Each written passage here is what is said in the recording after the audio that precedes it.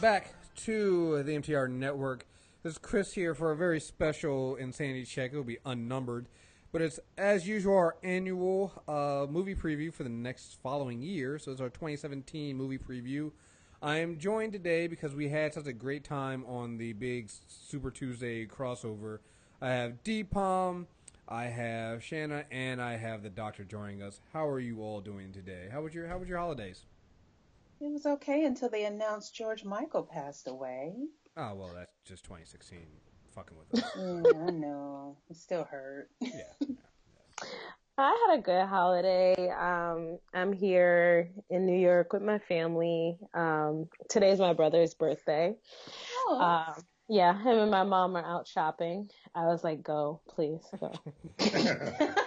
Well, after that conversation you posted about him. Oh, gosh. We won't get into it. No, she's fine. It's just mother things. Sorry.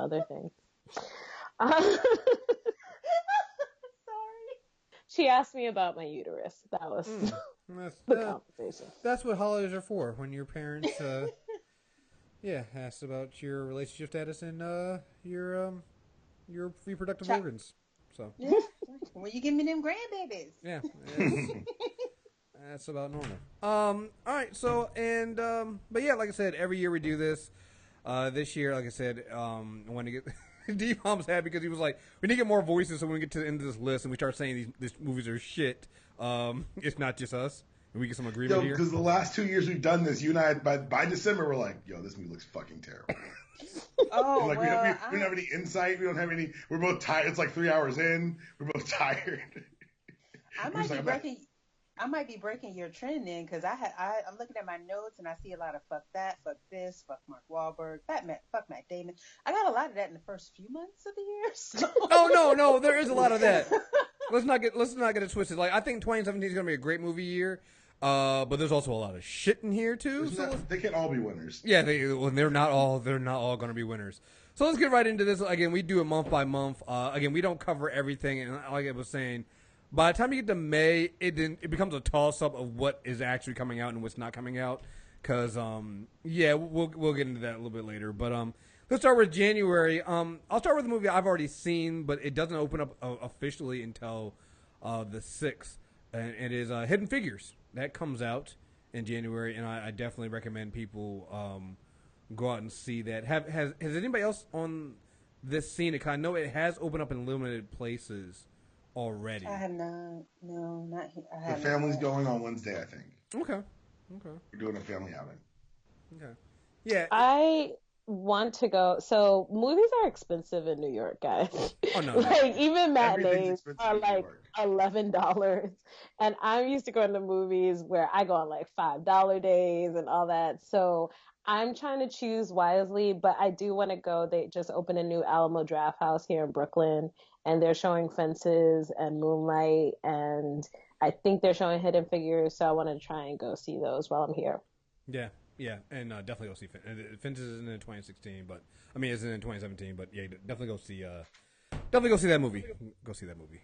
Fences is peak Denzel and Viola Davis, so got to see that one. I saw the play when I was a teenager with my dad. A company in Chicago did it, and so he loved August Wilson, so we would always go see the plays when they were doing it, and it is just such a great play. So I can only imagine that Octavia and Denzel just knocked it out the park in the theatrical version. But it's kind of irritating what you posted about it, Kriss. People saying, well, it feels like a play. I was like, it is a play. It's a play. What the hell is wrong with you? But did they shoot it? Did they shoot it like a play? That's what I'm curious about. So yeah, kinda, but not. Okay. But not like Tyler Perry shoots his movies as plays because they are plays, and you can just tell they just don't feel. But Denzel, he blended the two, so it feels cinematic, but you can tell it's a play because there's so many limited sets. Like 70% of the movie takes place in that backyard, and there's not a lot of characters, and it's very dialogue heavy. And I don't know if you guys have seen it. Again, I know this is not the 2017 preview stuff, but I can't stop talking about this movie enough. There's a video that has Who Did It Better, and it's James Earl Jones. Yeah, James Earl Jones playing Troy Maxson, and then Denzel. And Denzel was also in the play too in 2010, and they both doing those same lines. Listen, It's double black fatherhood, yo. It's a black fatherhood all, and it is fucking amazing. I gotta ask now, who did it better, Chris? I don't know, because because on one hand you got Darth Vader, right? You got Darth Vader. You got Darth Vader fatherhood. That's real, right? That's real. But then you got Denzel, and you just know how Denzel be doing it, right? Denzel just be giving you, like, Denzel, like, and even in the movie, you're watching the movie, you're like, damn, that's my fucking dad, yo. Look, listen, I saw that trailer when Denzel dropped that, like, I ain't got to like you. And it was at a point when my firstborn was acting a fool. I said, come here, sit down. Let me let you listen to something.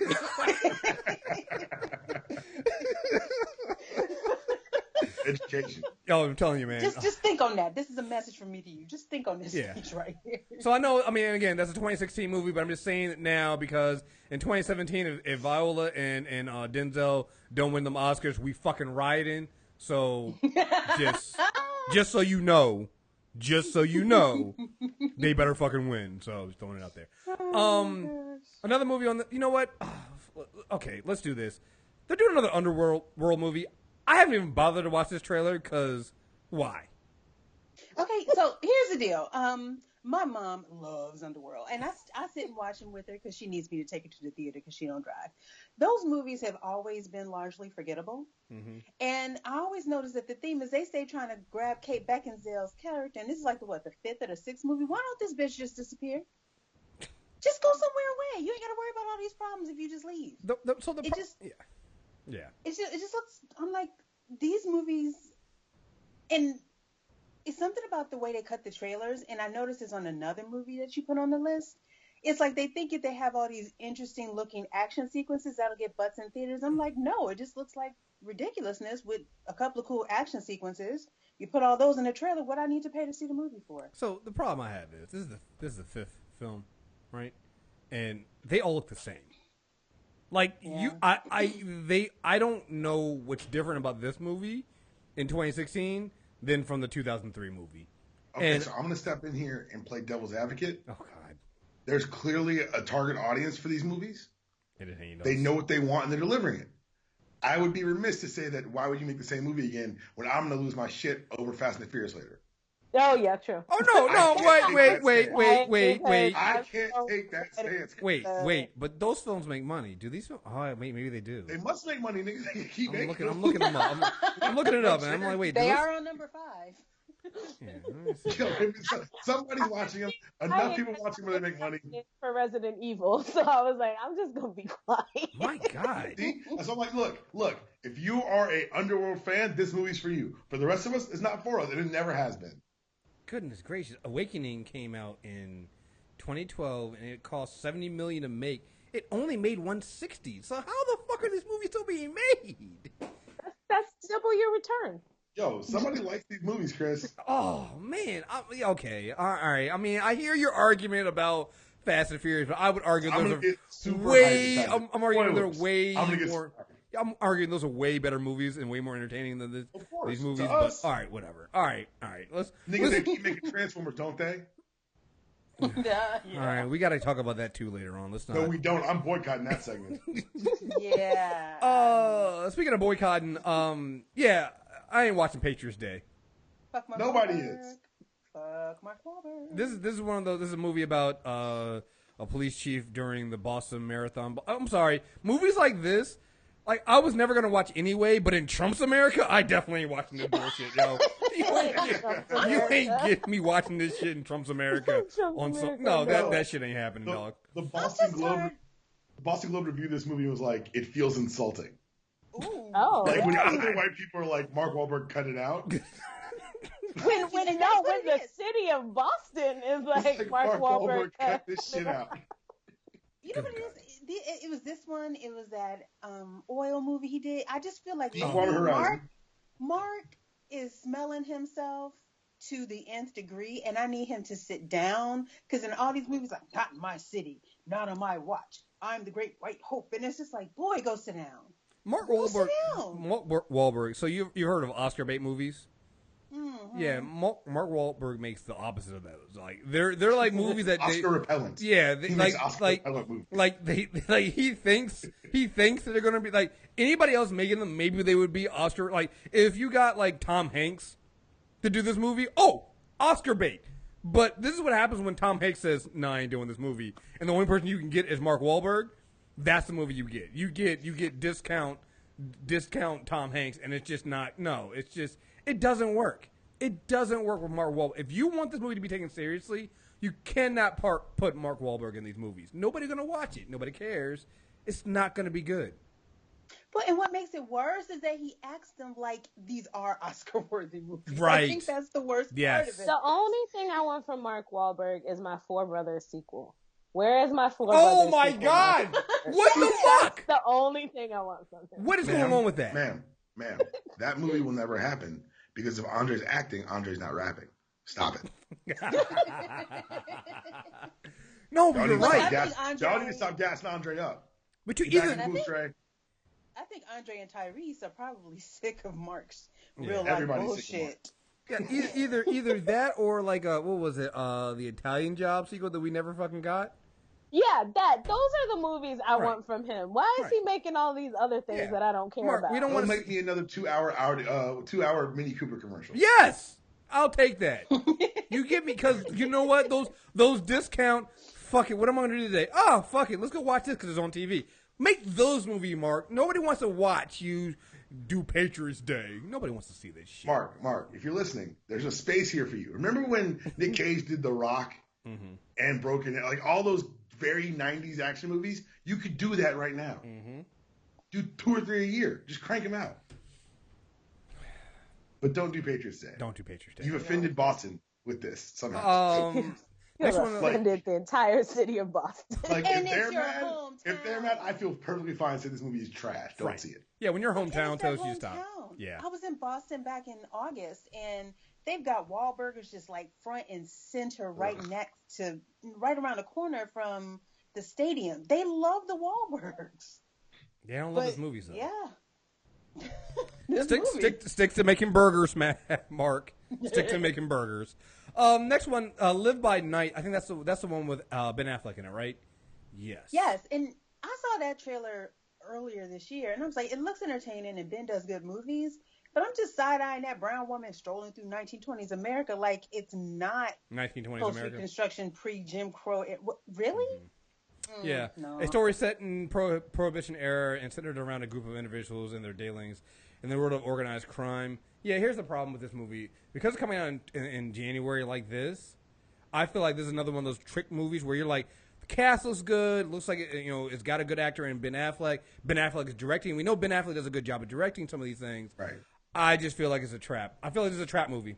You're gonna show up. The trap could be Scott Eastwood is in it, so yes, it's a trap because that man can't act. Yeah. Well, hold on, but there are people in there who can act, and like Kriss, you brought up a really good point about the timing. It feels like a trap movie, but I've heard nothing but good things about the novel. I didn't read it, and I love Affleck's directing. Yeah. Now I'm like, that's why it's a trap. Like, I'm going to see it. That's why it's a trap. It's got to. That's why I'll come back and tell you I was wrong, but if I'm right, man, I'll be really happy. Oh yeah, I'll know. I think we got a screener for it next week. So I'm going to the screener because I'm like, I again, trap movie. I gotta know, right? You gotta know. It's just one of those things. It's like, yeah. So he's got me. I'm gonna go check it out.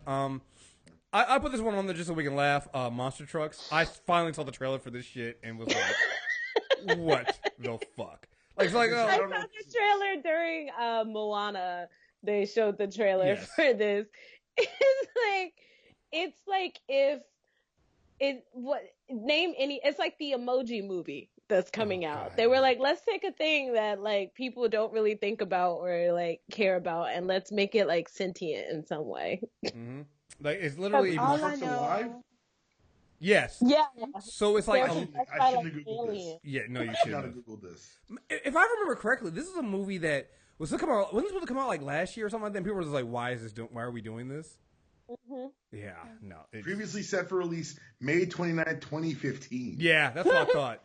God damn. All I know is I saw that fake ass MacGyver and I said, "Fuck no." Yeah, no. Oh yeah, that's the kid who's playing MacGyver on and Havoc. He ruined Havoc. Never forget. I recognize no MacGyver except the MacGyver of the 80s, whose name is Richard Dean Anderson. I was in the movie with not MacGyver on CBS. Oh, I like how you just dropped that in there. I was in a movie with him. No, I like how you dropped that in there, like just quietly, casually. Oh, I was in a movie with him. Yeah, okay, thanks. Nope. Well, you're not gonna expand on it. So you're gonna drop it in there and walk away. You're not even gonna expand on it now. I mean, like it was a 2-day shoot. It was a TV movie for NBC called Past the Bleachers. It was a baseball movie, and so what happened is all the extra kids, we were every other opposing team, so we had to change uniforms. So I was playing. Yeah, we were all the same team. They were like, "This is a TV movie. We don't have." Why would they bring in more than one set of kids? That sounds like a just wasting money. And I got in trouble on set because I got in a fight because some other extra called me a nigger and I had to put him out. Oh God! Wow. I was 7 or 8. Drama. Wow. Good God. I think it's the first time I called a nigger in my life. Oh my goodness. It was on a movie set and I got to put the kid down. Did you keep shooting or were you done? Like, were you done? Oh, I mean, look. I think the kid got asked to leave the set or something. I did my job. I got my check. Okay, cool. I'll just make sure. Yeah, all right. Oh no, I got mine. So another question too is: He's like, I'm getting paid for this. Did they have you guys play different positions, or was it the same? They did. Same. They did. Okay. I was gonna say. So the shots would look different. I was gonna say, we're like, wait, man, that kid for third place. Shit. Why is the black kid always the first baseman? Right. That's the same kid. Oh my God. All right, so we just talked about Underworld and Unreasonable, and you know what, Dpalm, you're right, because I think I might be unreasonable about XXX3. Nigga, I was right with you. Return of Xander Cage. I'm not gonna Triple X. Oh my God! Listen, there's no defense because the movie's gonna be terrible. It's ridiculous. That trailer dropped, and I was like, you can't tell me shit. I was excited. Yo, wait, no, when that trailer dropped, I was like, I'm gonna see this shit out of this movie. Right? How, Sway? He said you need someone who moves and fights like Donnie Yen, and you pick Vin Diesel? In what world? Ma'am. We will not. I will not appreciate. I will not accept this slander. All right. You need to watch yourself, young lady, because I tell you what, Xander Cage is back. Right. Right. This is the thing about Vin Diesel. You can say what you want, but when he is the star of a franchise, you don't want to see anybody other than Vin Diesel as the head of that franchise. Because they brought Ice Cube for the last one. Right. I'm only here because they brought me Ice Cube for 2. I was like, that was terrible. Right. And I guarantee he was like, all right, I'm not going to star in the second one. Then we're going to wait 12 years. They're going to make a third one. Listen, it's all a plan. It's working beautifully. I just want to point out this is exactly how Fast and the Furious got back on track, yo. I'm just saying. Nigga, just saying. Oh my gosh, you're right. Just saying. And this is, you know what this is? This is, in my opinion, this has been looking at Fast and the Furious, watching it turn into the Rock's franchise, and say, what else do I got in the coffers? Right. Remember Triple H? Hey, bring that shit back. Listen. Do I own that? Listen. Do I own the rights to that? The only thing I need like, Vin Diesel to do. This is a big game for Vin. Yeah. Listen, the only thing I need Vin Diesel to do after this, yo, bring back Rick again, yo. That's all I need, man.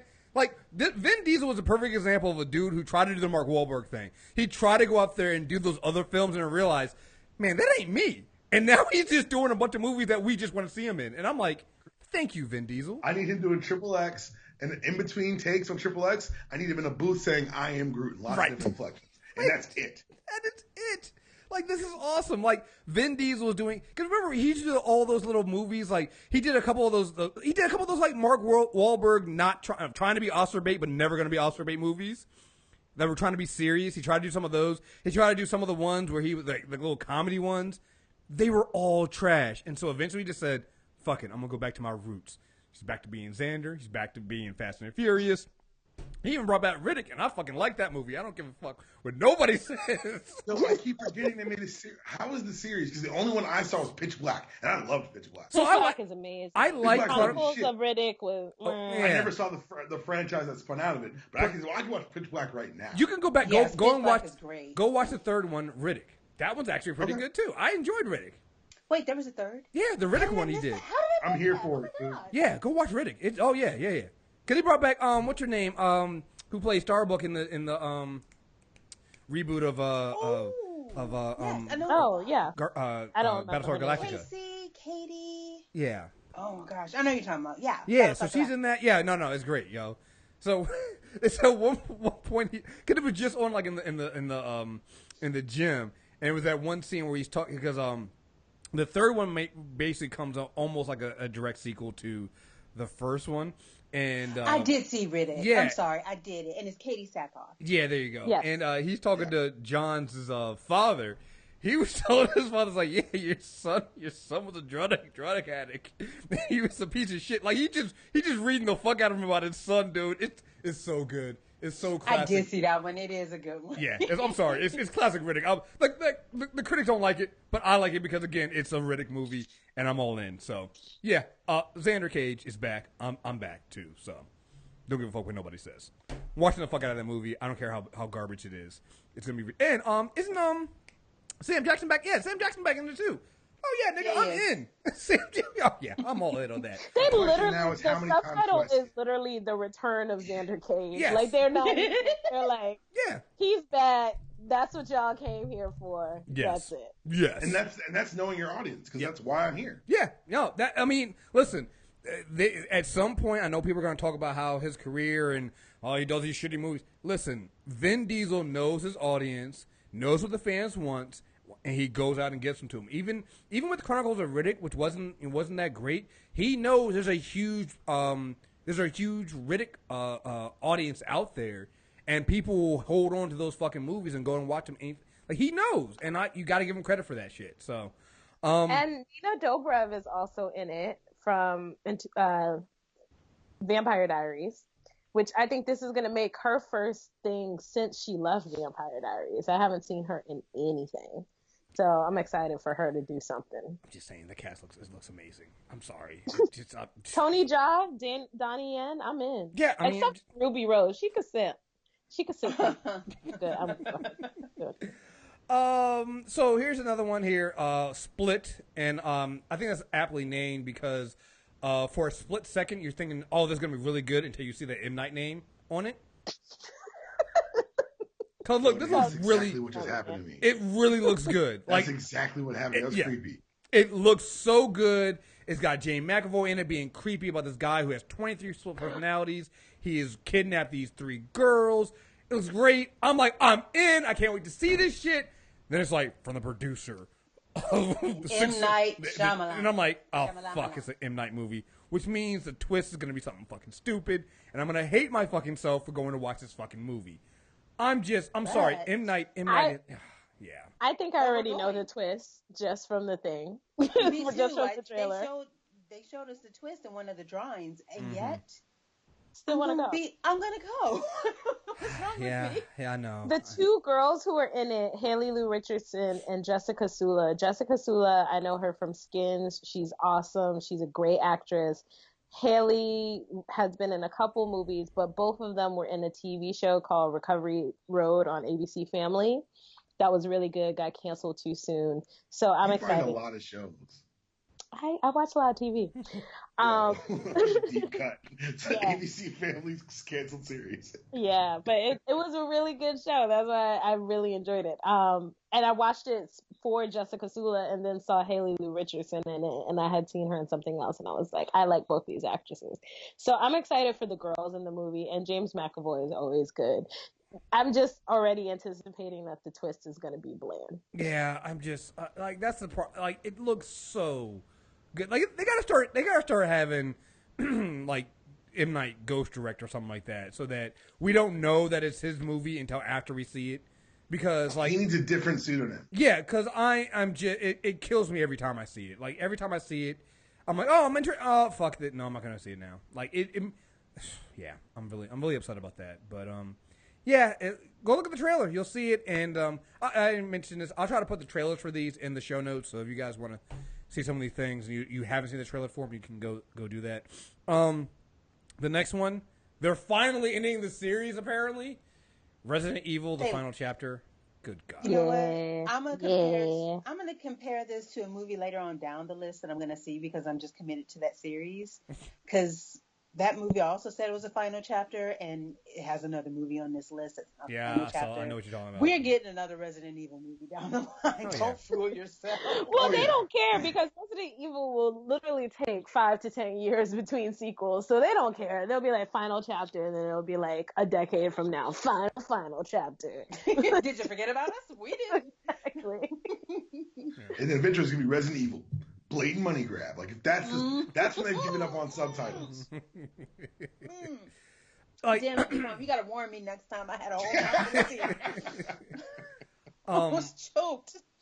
And here's the thing: unlike the Underworld movies, the thing I'll give them about the Resident Evil movies, while I'm never shocked that they're still making them, they make money. They make a shit ton of money. Like Underworld, like basically doubled its budget, barely. And I'm like, for the last one, and I'm like, that's actually not that good. Resident Evil, the last Resident Evil film, let's see, it made $240 million.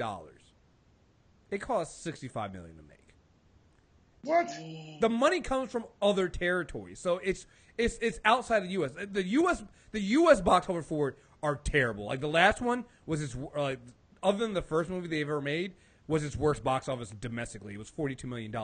It made almost $200 million overseas though, and that's how they've always been. The last two movies have been that they made over $200 million overseas, which is why these movies keep getting made. It's not us. I think a serious question. Why even waste the money releasing and advertising in America? I have no idea. Like, wouldn't you make those like international only movies? Yeah, and then build them as like a cult following because you're like, oh, you can only get these on DVD or streaming through illegal sources. Right. People don't want to see. I don't watch them till they come out on DVD anyway. So like, no one wants to buy a ticket. Like no one wants that on their conscience. Yeah, no. I'm tired of watching these terrible movies. And at this point, they have nothing to do with the Resident Evil video game anyway. Like they just become their own like piece of shit thing. Like I don't even know when this new movie is set. Like when it's set, like what's going on. I thought she was a clone. Like I have no idea what the fuck's going on in this movie anymore, yo. I've stopped caring. I have. I don't think I put this on the list, but I've been seeing trailers for it, so I just gotta throw it out there, just so we can tell Jamie Foxx no. Sleepless. Wait, what's that? Is that the one with him looking like a dirty cop? Or yeah, that's the one with him as an undercover cop, and his kid gets kidnapped. It's basically Jamie Foxx's version of Taken. Yeah, I saw the trailer. I saw the trailer, so I saw the movie. I'm good. Yeah, yeah, that's basically me. Yeah, I was like, no, Jamie, you're putting. And I was like, it's coming out in January. No, you're not. No, not happening. Not working. So, all right, let's move on to February now. Let's see. Rings, which I think is that a reboot of the? No, it's the third movie. Yeah, it's the third movie in the franchise. Yeah. Can I say something controversial? Go ahead. Sure. I've never seen any of the Ring movies. Oh, I've seen all of them. I used to own them before life happened, but I like the original movie. I actually prefer, and I never thought I'd say this, I like the American version of The Ring better than the Japanese version. Because it's based on a Japanese horror film. But I mean, I like it. Samara's my girl. She was a wreck a plane. Let's go. That's why I'm excited for it, because they got the original actress to come back. And I really enjoy that actress. She was on Big Love for many seasons. Yeah, they have it set 13 years after the original. And it's on a computer now, right, too? Because I was like, people don't use VHS tapes no more. Right, so how are we going to do this? And the messed up part was I was watching that movie on a VHS like, fuck, I just made the poorest decision ever. Oh, I love that movie. I love that series. I'm here for it. Let's go. Let's do this. All right, next one. I didn't see the trailer for this one. It's The Space Between Us. I just had it. I saw it listed there. I saw it was who were they getting? They got Asa Butterfield in this one. I'm like, dude, you've never done anything good, have you? It's like, you know what it was? It was I just watched the trailer earlier when you sent me the list. It's 3 minutes long. It starts off with this kid being born on Mars and then being brought to Earth, because at first they didn't think they could bring him to Earth because he was born on Mars and his body would be too fragile. And then he falls in love and he runs away. And I got as far as the teen girl he's involved with stealing a prop plane so they can run. So it's like a combination of Mars, E.T., Romeo and Juliet, The Notebook. It's just a whole bunch of stuff. Yeah, hey, BD Wong's in it. BD Wong's in it. I'm here for BD Wong. And I'm always here for BD Wong. That's my boo. Always Gary Oldman's in it.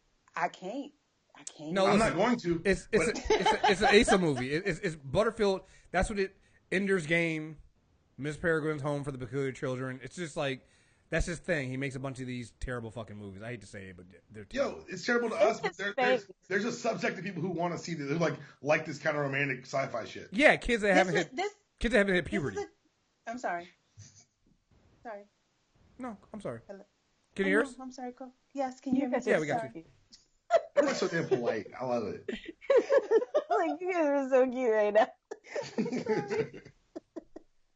I was gonna say, you know what? If you have tween children who like these kinds of things, then yes, take them. Otherwise, just don't bother. Oh yeah, no adult should see it. But like the kids who are like, if there's like the fact that they're making sci-fi teenage romance comedies, that's a very specific genre they've finally broached, and there's a teenage nerd out there who's gonna love this movie. So good for you, teenage nerd. They deserve better. They do deserve better, but they'll get better when they're older. That's just terrible. That's you didn't watch terrible movies when you were a kid, Kriss? Not like this. Well, no, I mean, I read this book one time where it was like the world was ending and like the moon was getting closer to Earth, and it was all about like this like teenage girl like falling in love while like all this like sci-fi stuff was happening in the background, and it was very sweet. So there's a genre out there. There's an audience. It's just not us. We're not the audience. Because we're adults. But you can make good films though. I mean, there's the Hunger Games. There's what are some other ones out there they do? They've done some other films out there. The Harry Potter, the whole Harry Potter thing. Come on, it's like you can make films that are for the younger kids that aren't total shit. Like, this is going to be total shit. Like, we know this is going to be total shit. I love how you take this movie like a personal affront. I do. Because, look, man, we've been, after getting shoved down the entire Divergent series down our throat for the last few years, I'm taking a stand. I avoided that one, too. Yeah, good man. What I can tell you I'm tired of is Britt Robertson always being that girl. First of all, she is 26 years old and she is still playing like a 16-year-old in every single film, and she's always like that, like just the magical white girl that like everyone risks their lives for and love for. I just don't get it. She was also in Tomorrowland. Oh, that movie did come out. Wait, she was the teen girl in that movie with George Clooney, right? Yeah, she was also in The Longest Ride with Scott Eastwood. I mean, yeah, she's just always that teen girl. She's also in that one, the Magical Negro film with Eddie Murphy. Ed Murphy, Mr. Church. Yes. Wait, what? Oh my goodness. Oh no. She's just like always that white girl that like people are risking their lives for in a film. I don't understand. But I have to save her, Mom. Okay, you know what? Because we just got on these teen movies that are terrible. Hey, they make terrible movies for adults too. 50 Shades Darker. Look, listen. No one asked for this. No one. No, yes. People did ask for it. I want names and addresses of everyone who asked for it. Every single one of those people who bought the dang books and continues to buy them. Ugh. So, okay. Okay, I want to make something very clear. I'm staunchly anti-Trump, but if he creates a registry of people who wanted this movie, like I want names and addresses of people who paid for this movie, who paid for a ticket. Okay, so confession. First of all, I did not pay for the... Whoa. I did not pay for the movie. I watched it on HBO on a free weekend.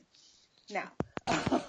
You gotta make sure none of her money went to that. It was a free weekend. It wasn't just that it was on HBO. It was a free weekend. Now, having said that, I was gifted the books. I read the first book and half of the second book, and I was like, you know what? Kriss cut her mic. Kriss, jump off the podcast. I was waiting to see if there was a dramatic pause here or what was going on. Hovering over the hang up button. Wait, no, all I can think is, no, they're terrible. They're shit. It's shit writing. Okay. But I'm like, but this woman made millions of dollars. I can't knock her hustle. I can't knock her hustle. As terrible as the movie was, and as terrible as the books was, I can't knock her hustle. She's making millions of dollars writing something my 12-year-old could write better. I don't understand. It's inspirational. It kind of is. I hate both y'all. That really didn't Kriss, damn it. That was Oh man.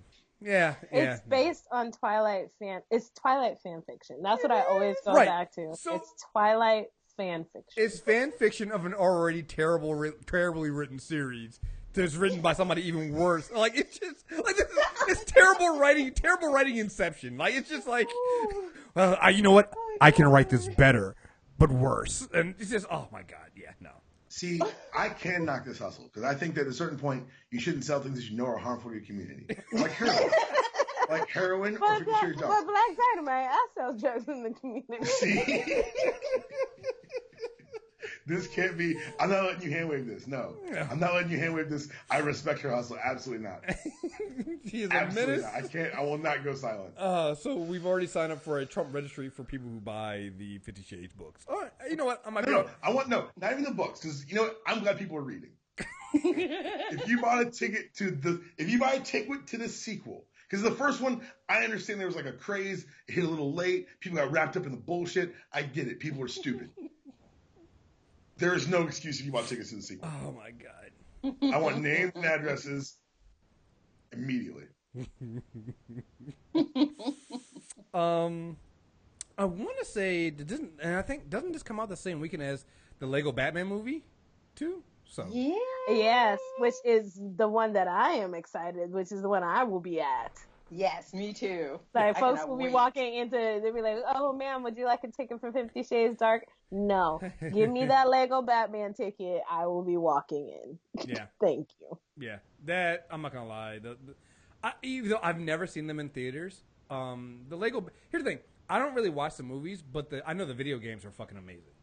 They're fun as shit. They're fun as shit. I'm sorry. You cannot.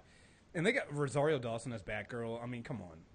Zach Galifianakis as the Joker, Michael Cera as Robin, Dick Grayson, Billy D. Williams as Two-Face. Come on, man. Oh yeah, I mean, let's do this. Come on, man. Come on. Since they robbed him back in the 80s and 90s. Mm-hmm. So yeah, I'm definitely in on this one. I'm fine with that, and we'll do that. The reason why I would not be seeing that opening weekend though, because the second film, John Wick Chapter 2.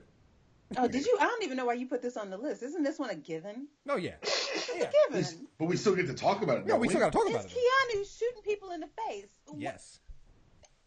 Yes, of course. Like, that second trailer, like, the first trailer was already enough. Like, they didn't have to do any more. Like, the second trailer was just overkill. Like, no pun intended. But they put that second trailer out there. The second trailer. Good for you. I told you, like, I've got that new policy where once I've decided I'm seeing something, I go as media dark as I can. Good for you. You have to nowadays, because more and more they're giving away Iron Man 3 is what got me. Yeah.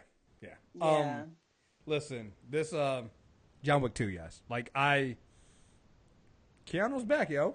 Good for you, man. Good for you. Hey, you know what? Wait, is John Wick opening the same weekend as 50 Shades of whatever? Yes, I believe so. Nigga, look. Yeah, look. Oh my god. Look. Oh, Jesus. I didn't know the title. I'm sorry.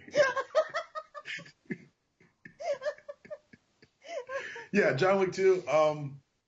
If you haven't seen John Wick 1, stop the podcast.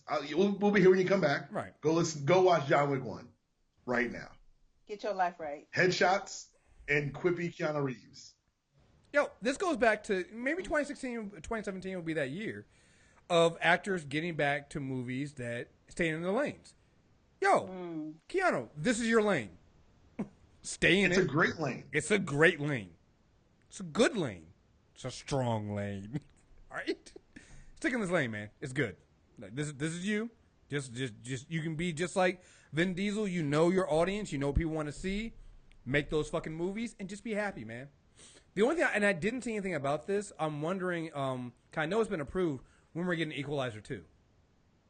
Cause because I want to see that too. Maybe that's next year, but I'm down for the Equalizer 2 as well. Cause I'm in for that. So next one on the list, I didn't even see did anybody look up Collide? I didn't see anything about this. I did. I think I found the trailer either on YouTube or on IMDb.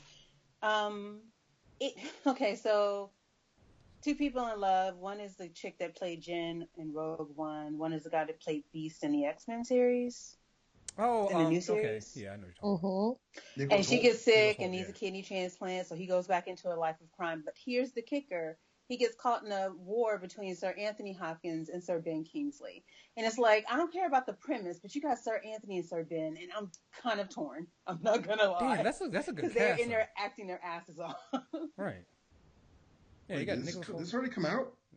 No, set to come out in February. You know, they moved it back. Sorry. Yeah, they moved it back. It probably won't be good because again, it's another one of those trap movies where it's got a bunch of people. They're trapping us with the Sirs. Yeah.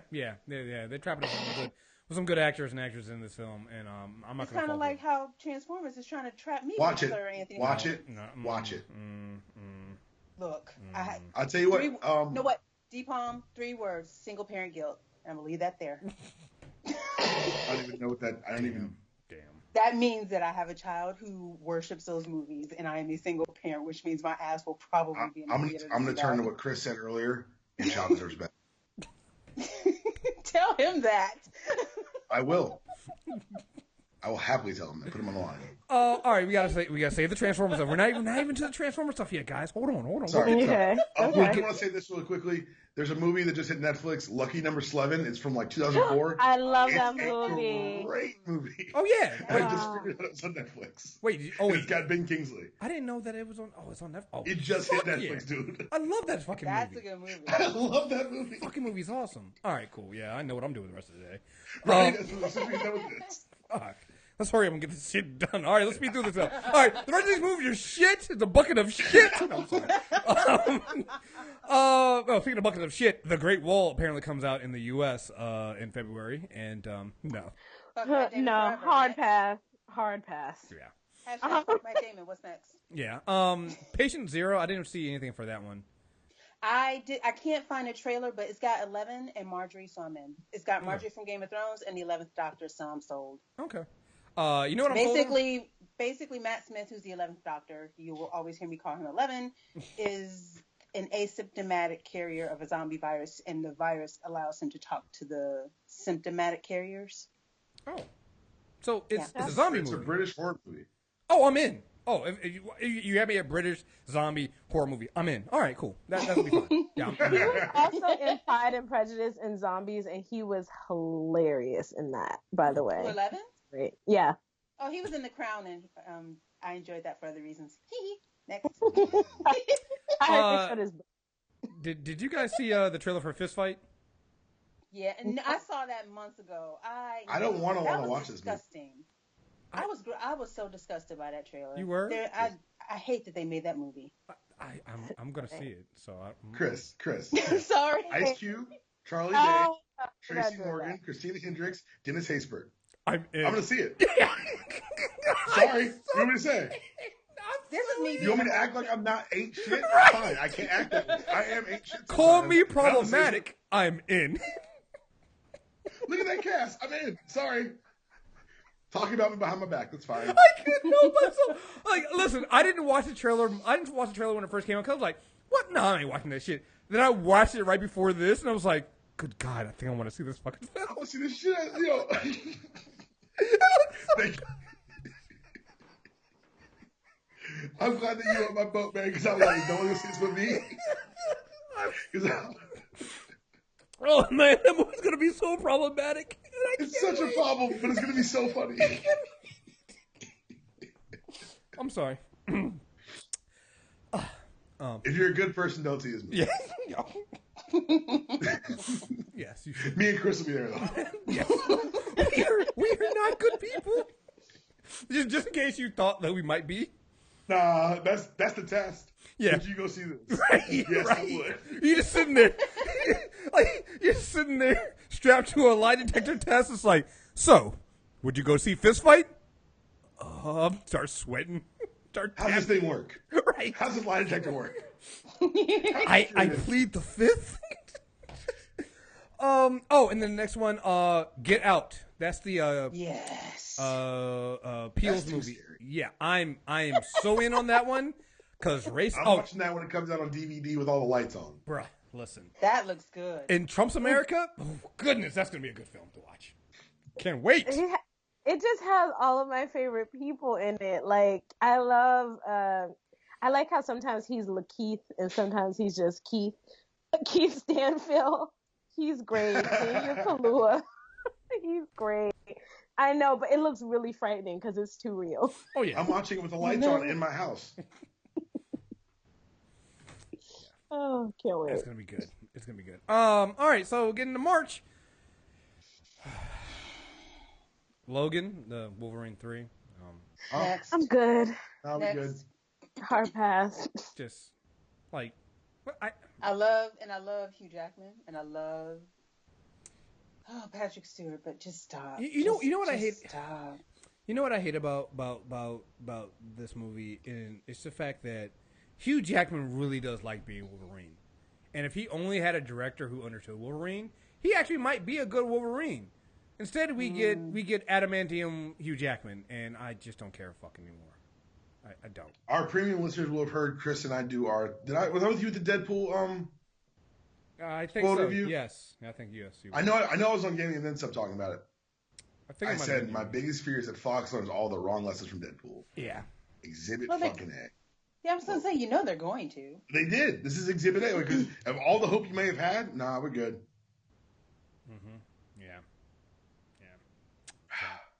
Anyway, moving on to better things. Kong Skull Island, I am in. Oh. Yes. That trailer looked great. I did not know I was in until I saw the trailer, and now I'm in. Look, I knew I was in when in the first 3 seconds of the trailer, we got the really face from Sam Jackson sitting there like, I got to listen to this brief. And I'm like, I'm so in. But when Kong appears in the flames and it looks like it's about to be a one-on-one fight between Samuel L. Jackson and Kong, I'm like, yes, I'm here. See, let's do this. That's the I put $20 on Samuel L. Jackson, honestly. Yeah. No. Like, where do I bet? Right. Right. Help Kong, yo. Like, yo, man. Help Kong. Yeah, that's the thing that everybody kind of wants now. It's like, man, can we forget everybody else in this film? Can we just get Sam Jackson versus King Kong? Because, yeah, if that leads to a series of Sam Jackson versus fictional monsters, I'm in.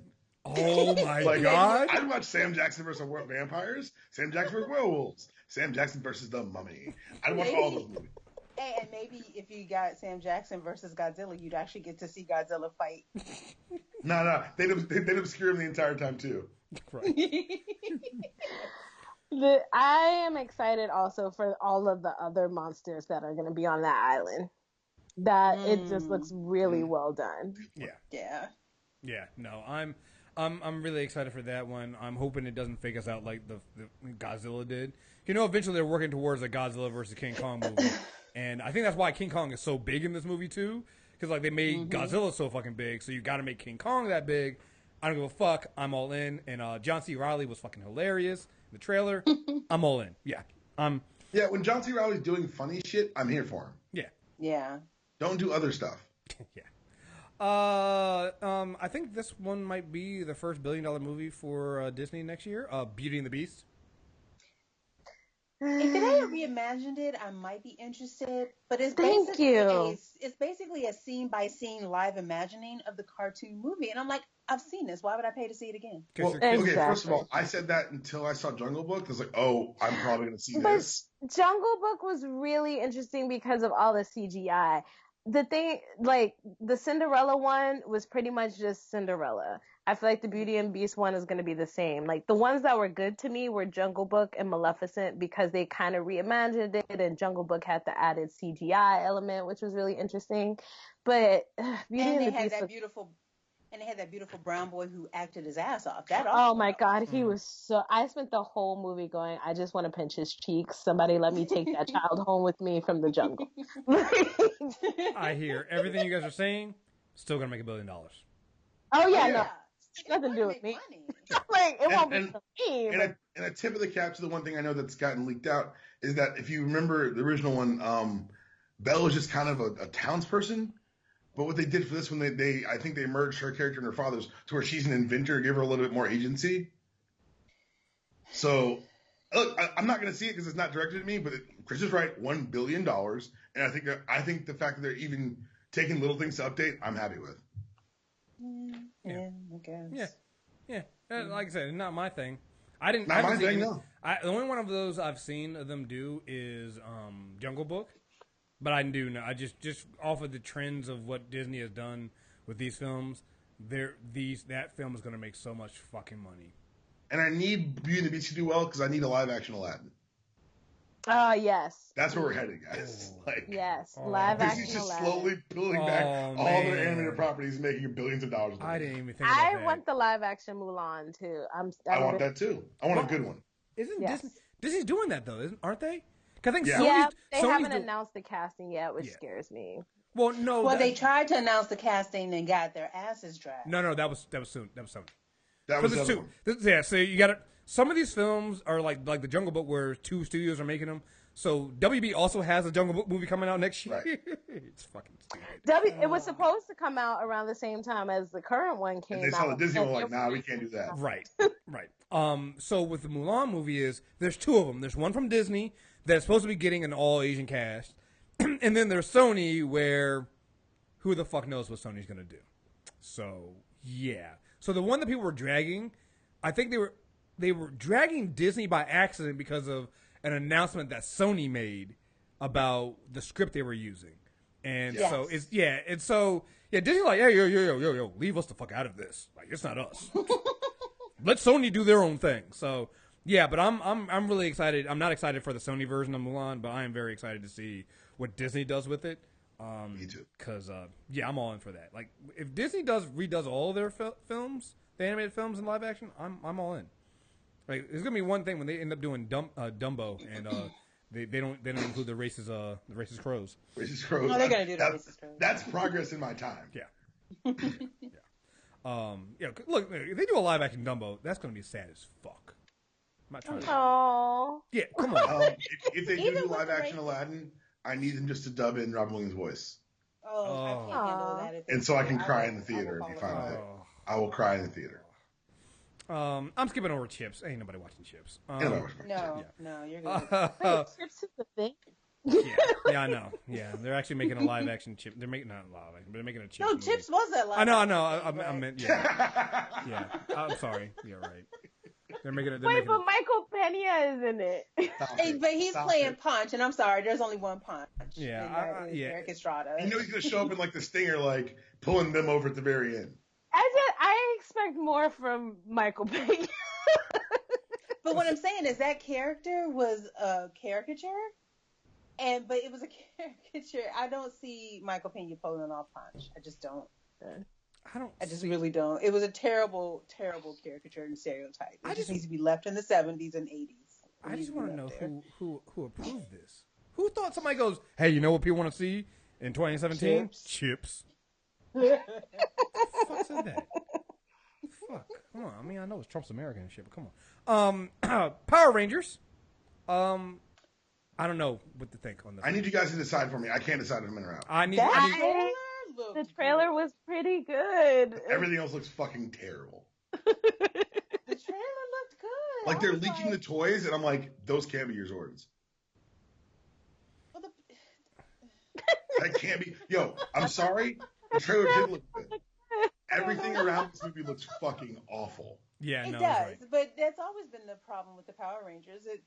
It looks halfway decent on TV and way worse in like property value. But no, what they're doing now is they're releasing a dual set of every Power Ranger for the original incarnation and the movie version, so you can buy the one set of toys and get both toys. But I saw one in Toys R Us when I was buying stuff for my fiance's nephew, and the original looks so much better. I'm like, you shouldn't have put these side by side. You've killed yourself. And not helping them again is that there's is it Oni Presser Boom who's doing the current Power Rangers comic, which is really fucking good, and it's based off the original incarnation. Listen, I'm just gonna say something. Comic books aside, the Power Rangers have always been trash. You're trash. Yeah.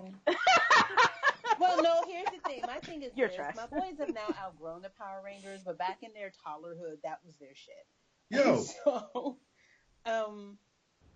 And to the point where I'll catch an episode every now and then, and I'll watch. It's cheesy, sure, but it's still cute and fun. And oh my god, I just looked up this toy. This is wretched. I told you not. I was kidding you. I'm not exaggerating. They look terrible. Oh my god, that's horrible. It's all silvery with these struggle. What is this? There's no point to it. I want this movie, but everything around it looks terrible. Oh my god. Sorry, I can't send you the link because I'm on my phone and this is on my computer. This is bad. I would actually flag it as spam and block you if you did. So, yeah, no. Yeah. I mean, look. I need to see more from a trailer. Like the trailer looked okay. It looked more serious. We'll see. I need more information, but yeah, I'm 50-50. Like I said, I went back and watched those. The movies were trash. As a kid, everybody watched the Power Rangers, but like. Yeah, in retrospect, it's trash, but it's just it was our trash. It was just fun. It was you knew it was cheesy, you knew it was corny, but it was just fun. Right, but I don't think this looks fun. Any of those things. Right, this doesn't look fun. So No, it looks so it looks serious. So I'm not sure how that translates. I'm not sure if you maybe it actually finally makes it fucking good. I don't know, but yeah, like. I want to see a Zord in a trailer before I go pay money for this movie. Exactly. That's what I need to see. These toys better be like, these are cut rate toys. The nice toys are coming later. Yeah. Like, this is really bad. Yeah, they haven't. It looks like someone melted a normal toy with a magnifying glass. Like, here you go, and put it back in the package. You can't make the Zords look worse than the '90s movies. You can't do that. Don't do that. Please don't do that. So, all right. Let's see. I had this one listed here, but I think it should have been moved to May. That movie Life. Did you guys see the trailer for that? Yes. Okay, Yes. so I was just looking at that, and I am in only because it has Hiroyuki Sanada. He is okay. That man is 56 years old, by the way. I know. I love He is older than the dude that plays Baze Malbus in Roku. Still fine. Okay. I needed to change the name of this movie. Right. There's only one life, Agreed. and it's got Martin Lawrence and Eddie Murphy. Mm-hmm. Yeah. Okay, here's the deal. It looked like an Aliens ripoff. Thank you. I saw Hiroyuki, and I love him, but every time they take my baby to space, they kill him. They killed him in Sunshine. Oh, he's dying. Every space movie, they take him. Every space movie he's in, they kill him. I don't know. I don't want to see him die. His character name is actually Red Shirt Number 1. Probably.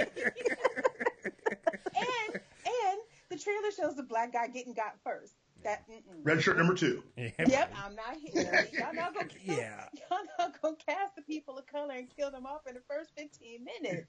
I thought you wanted them in the movie. Right. Diversity, inclusion.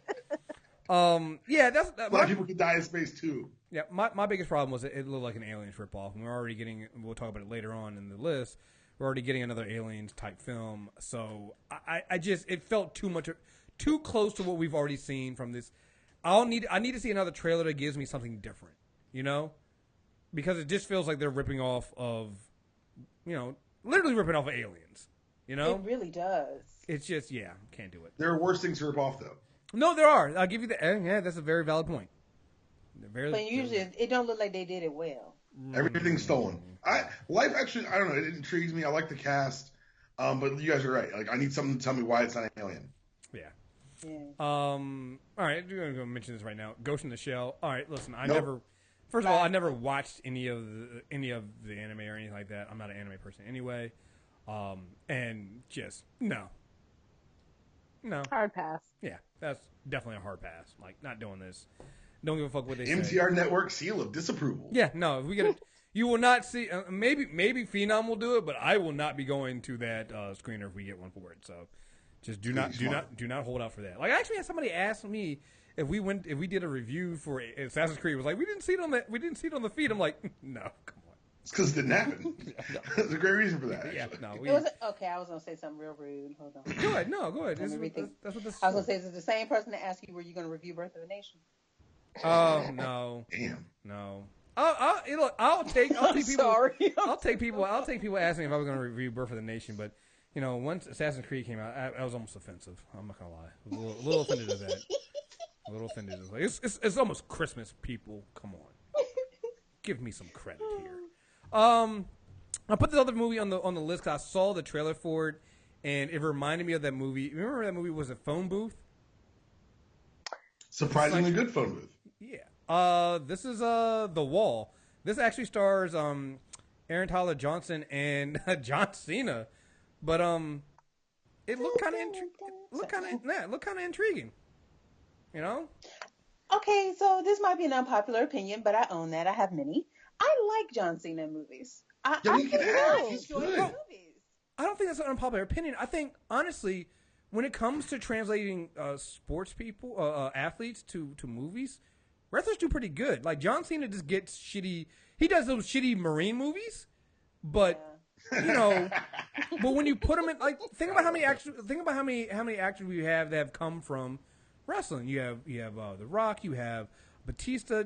Like, John Cena's not bad. So, like, it's because they're basically acting when they're wrestling. Yeah, it's live improv every night, and so I think that, and I think people have spoken about how good The Rock is, and obviously as a pro wrestling fan, I would rather have John Cena in the ring than on set, just because he does great work in the ring. But I think that this movie actually looks, shockingly enough, pretty damn good. Yeah, I mean, that's why I put it on there. Like, I don't think I had it on the original list, but I sent the trailer. I'm like, oh yeah, I forgot I saw this, and I kind of want to see it. Yeah, it's basically two snipers to get pinned down by an enemy sniper, and it's just gonna be how what happens, and it's. I'm sorry, I was kind of in.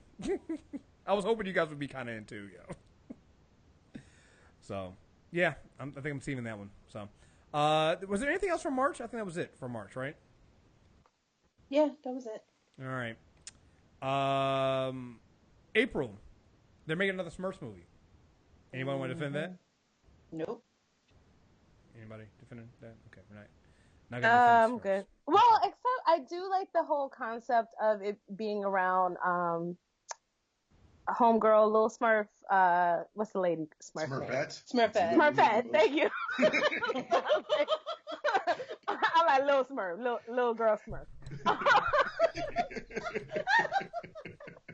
I haven't watched Smurfs in a while, but I already, again, it's like an M. Night Shyamalan movie. I already know what the twist of the movie is gonna be. Wait, did you actually watch the trailer for this? I saw the trailer for it during Moana. I watched a ton of trailers in Moana. Got you. So, so basically, like, the story is supposed to be like, the Smurfette, like, they're like, haven't you always wondered why there's only one girl Smurf? And so she kind of like sets out on her own to like see if she can find other people like her. And I think what's going to end up happening is she finds like a whole place where it's nothing but girl Smurfs. I hope they're violent Smurf Amazons that kill the Smurfs. That's what it looks like. It does. It looks like straight Amazon. That's how. Like, if I had the pin, that's what it would end. So, like, I'm like, oh, I already see this twist coming. But I really don't care for any of the Smurf movies. So it's like, it's a catch-22. I'm like, this one is about the girl. But then I'm like, I don't care about these movies. I don't know what to do. I never thought we'd ask for a movie diving into the deeper Smurf mythos. Right. This feels unnecessary.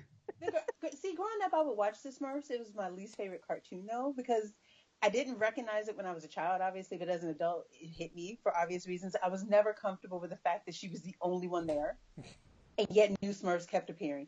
It never sat well with me. So I just have never been able to just be like, yes, Smurfs. I'm like, that just feels incredibly wrong. Well, we talked about this movie way longer than I thought we would. I said we talked about this movie way longer than I thought we would.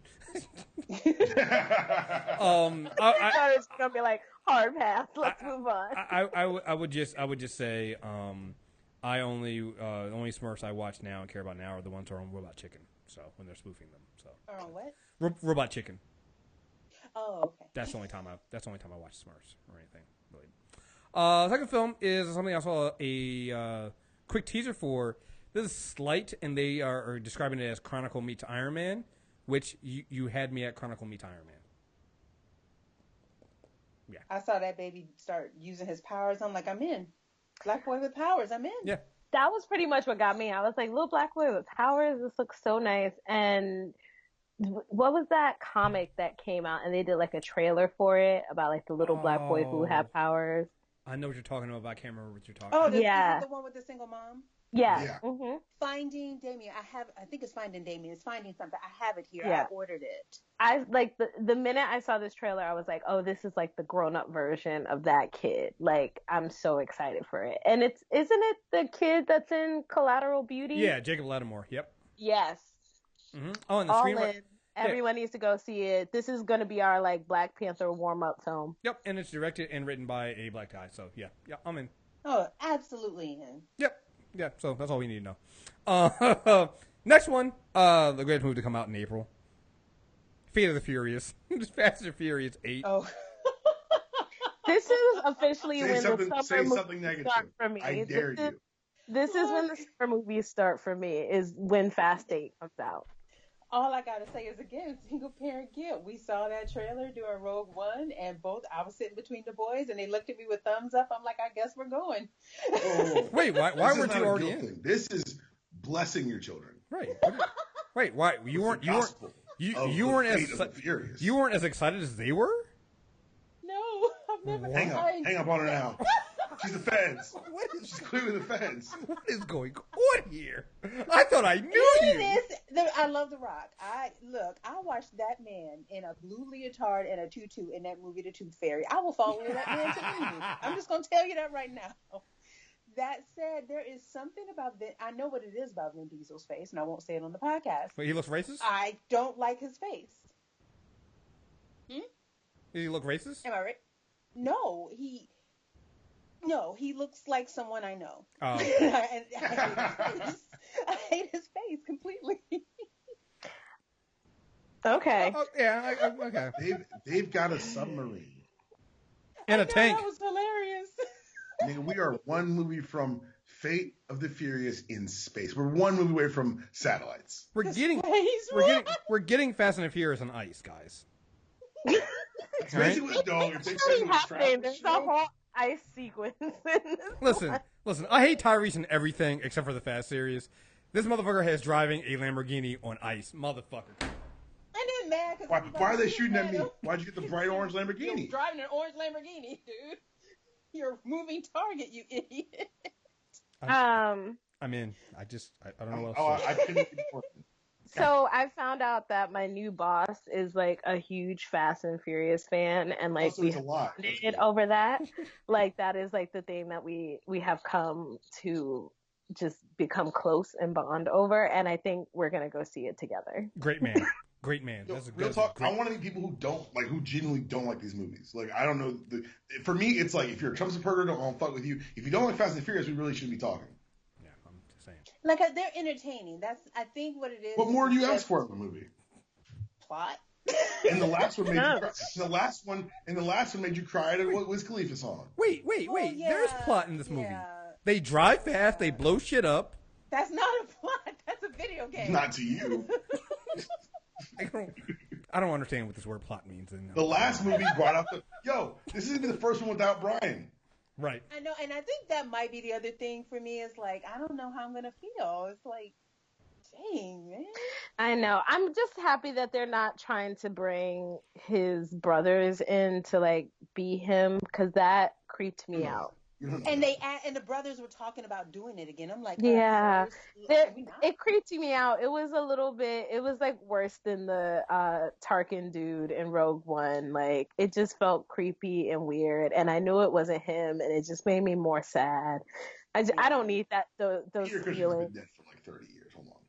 I didn't know that when I saw the movie. And you're like, oh, we just lost him. But it's just like, no, I'm saying, like, when I see like Paul Walker's brother, it just makes me more sad. I don't need that level of emotion when I'm going to see a Fast and Furious movie.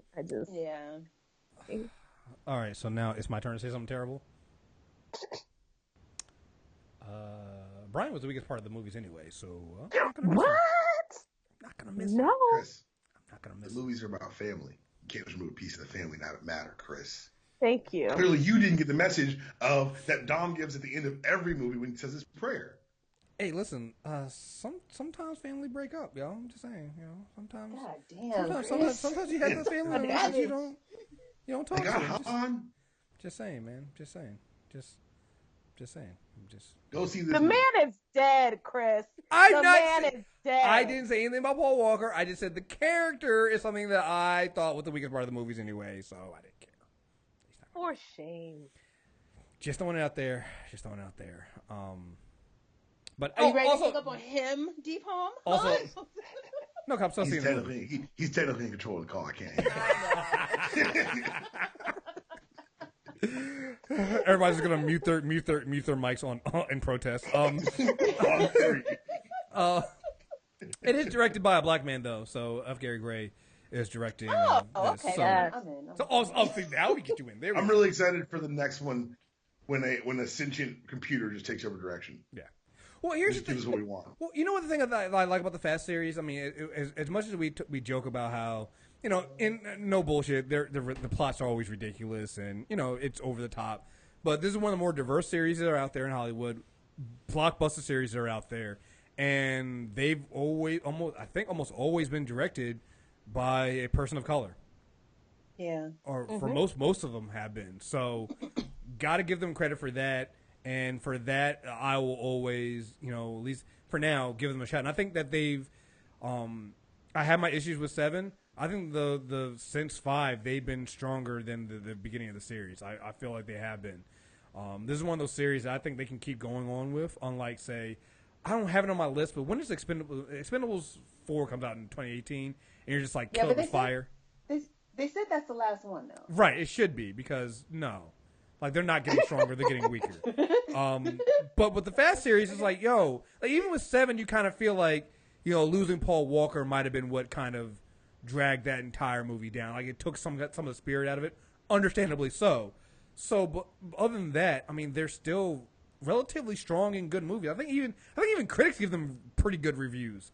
So it's like, you know, that's a pretty unique thing for a series that's now on its 8th movie. I don't know any other franchises that are that strong that keep going on like that. So, got to give them to that. I have the circle on here. I don't know what the fuck that is. Did anybody look that up? I did. So, here's the thing. I love Tom Hanks. I love John Boyega. I love Emma Watson. I watched that trailer twice, and I don't know what the hell that movie is supposed to be about. And even though it had those about three great Scientology. Even though it had those 3 great actors, I wasn't hyped. I'm like, but it's Tom and John and Emma. Why aren't I excited? It was just kind of. It's okay. It's clearly about Scientology, and my problem is it's very hard again for me in this day and age to get excited about movies that are where I'm supposed to really care about white people. Not like John Boyega's in it, but he's like, it doesn't look like he's one of the mains. It looks like he's just there to support these white folks. So I feel like he's the Mr. Church of this movie or something. Yeah, I'm not that excited for it. Like, I'm looking at the rest of the cast, and there's not too many people of color. But it's basically about Scientology. It's like Scientology plus Google. So it's like a company where you work for the company, and it becomes like almost like a lifestyle and culture, and everything about what you do is like dictated by you being a part of this this internet, the circle thing. And so it's like both. It's like a cult, but it's also about like social media. So it's an interesting concept. I'll check out the trailer for it, but it doesn't sound like something I'm going to watch. I'll be honest. It's based on a Dave Eggers book, and I really like Dave Eggers' writing. So that's the only reason I'm even like entertaining this movie. Yeah. All right, moving on to May. The first of the Marvel movies is coming out. Guardians of the Galaxy Volume 2. I don't think we need to say anything about this other than just Baby Groot. I just don't understand why they didn't drop all the Baby Groot merchandise with the trailer, because that's all I needed to know that I want. Building the anticipation. It's all coming. It'll all drop in May. Mm-hmm. I need it now. My friend got me a little Groot keychain, like one of those little mini Funko Pop keychains, and she's like, I know it's not Baby Groot, but it looks like Baby Groot. And I was like,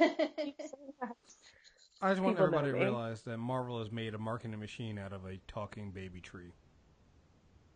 And it's still Vin Diesel doing the voice. Right. It makes it even better. But he's like, I am Groot. Peru. It's gonna be so good. There are some other notable movies on this list for May, but none of them want to make money because Guardians is coming out in May. Yeah. No, they're not gonna. Yeah. Good luck, guys. Well, yeah. Well, hopefully they're coming out later in May. Yeah. Oh, yeah, because Marvel movies only take up a week. Oh, no, wait. No, what I'm saying is they don't need to come out the same weekend as. Oh, nobody's that stupid. You know what I mean? No one's that dumb. Nobody's that dumb. BTS tried to be that dumb. They really Even do. they blinked. They did blink. So I saw the first trailer for this next movie, and I was just like, oh, God damn it, why? The King Arthur Legend of the Sword movie? God damn it. Why? Absolutely not. Why? Yes. Oh, yeah. Wait, but that's the one with Charlie Hunnam, though. Yes, I knew that was going to happen. Yes. And it's got Ruth Bolton. That shit was so unpredictable. It's got Ruth Bolton. It's got Peter Baelish from Game of Thrones. It's got Katie McGrath, who was Morgana in the Merlin TV series. And it's got Jaimon Hansu. What's not to like? I'm going to let you guys have your moment. Kriss, can we agree this is a shit movie? Oh, hey, listen. Hey, you guys have your moment. We had our moment. Go right ahead, ladies. Take it. Oh, and Annabelle Wallace, who was on Musketeers, and she's on Peaky Blinders. Yes. I mean, it's good. It's a really good cast. Look. You have to at least. It's a Did really. you see that man? Come on, let's go. Eric Bana? Yes. Come on. Katie McGrath. It's got Katie in it. Mm-hmm. You guys feel better? Mm-hmm. System? The thing is, I don't usually like Guy Ritchie stuff. I like some of his stuff. Way to push past that. I love Man from You're so Uncle. brave. But I love Man from Uncle. That was the last thing he did that I really, really liked. Oh, no, Man from Uncle was good. Yeah. Oh wait, and he's rumored to be doing the live action Aladdin. Dpalm, you better get over it.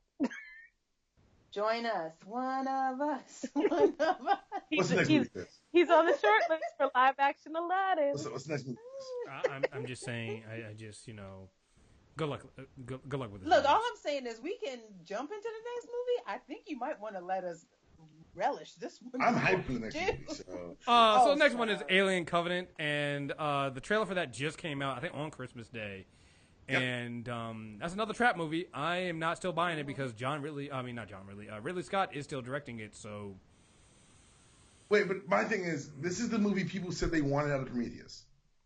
I didn't hate Prometheus. I didn't dislike Prometheus either. This is the movie people said they wanted. Yeah, I'm here for it. They did my baby Idris wrong. They did my baby Michael Fassbender wrong. Nope. Well, they did Michael Fassbender fine because he's in the second one. They ripped his head off. He's an alien. He was a dick in that movie. He was a dick in that He movie. was programmed to be a dick.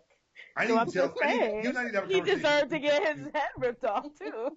You and I need to have a conversation between the difference between actors and their characters they play. First and foremost, if we're gonna keep equating actors with roles, I hate Idris Elba more than any human being on the planet. Hang Okay. up on him now. Cut the line. I watch Stringer Bell get shot by Omar and Brother Muzone every time I'm having a bad day. Cut the With a line. smile on my face. Okay, we're not gonna do that though. I mean, I was with you. I was all like, I enjoyed Prometheus too, and then you just swerved left on me really hard. So here's the thing. Idris stance is very well documented. I saw the trailer, and it's a good trailer. I think it's a really well cut trailer. It is. Here's the problem. Ridley Scott has not made a good movie in how long? You're right. You're not wrong about that. And I just can't do it. What's that movie? Gods of Egypt? Sons of Egypt? Gods of Egypt. He did that. No, that it was not Gods of Egypt. It was Exodus, Gods and Kings, I think. Okay. Oh, Exodus Gods. Yeah, because basically the Egyptian movie that was all white people. Yeah. That's all we need to know anymore about Ridley Scott. Yeah. So. Yeah, and that's my problem with it. Like I said, like Dpalm said, this is the movie that people wanted to see from Prometheus. It definitely has a lot of the stuff from Aliens that we kind of wanted to see from Prometheus, and it has that feeling to it. I'm very nervous. I'm not very confident in this because it's Ridley Scott. If somebody else was doing it and he was just producer, I might be more in. But with him involved in it, I'm not sure. Maybe it'll be his comeback. I don't know, but he has not made any good movies recently, so that's where I'm at with that. So understandable. Yeah. I didn't see any of these movies, but I know some people do, so I'll just mention it. Diary of a Wimpy Kid: The Long Haul that's another movie that's coming out. How many of these movies have they made? Is this the third one? I don't third know. or fourth. Yeah. Wasn't there just one book? No. There's Okay, a whole It's a lot of books. Yeah. There's tons of books. Yeah. Like a lot of books. My youngest is finally coming out of having to read every time it comes out. So there are tons of those books. I can't believe that the movies are still being made though. Is it still the same kid? He must be old now. No, I think it is the same kid. Oh, okay. And wow. puberty hit him hard, not in a bad way. He's a good-looking kid, but that voice. And So, Alicia like, Silverstone is in these movies. Huh? Alicia Silverstone is in these movies. Yeah. And Tom Everett Scott. Okay. All right. Look. Hey. I think I saw the first one when it first came out, and I was like, "Oh, this is cute," because at the time I was like teaching, and a lot of my students would read it, so I saw the movie, but I haven't seen them since. Oh, you know what though? It looks like they recast him. Okay. Because I was gonna say that kid after the second movie, I'm like, I don't know if he can do too much anymore. He got that bass in his voice. He sound like a grown man. Hi, I'm a wimpy kid. God. Come on. Well, I'm just glad that Alicia Silverstone is out here finding regular work. Good job for you. Good for her. That sounds so patronizing. I mean, because I used to That love was so patronizing. It was, wasn't it? Well, good for Alicia. Keep the lights on, Alicia Silverstone. I thought it was just me.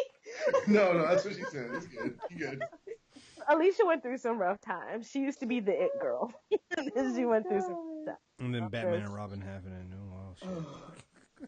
That was awesome. Next one, speaking of keeping the lights on and needing work, Pirates of the Caribbean, Dead Man Tell No Tales. Listen.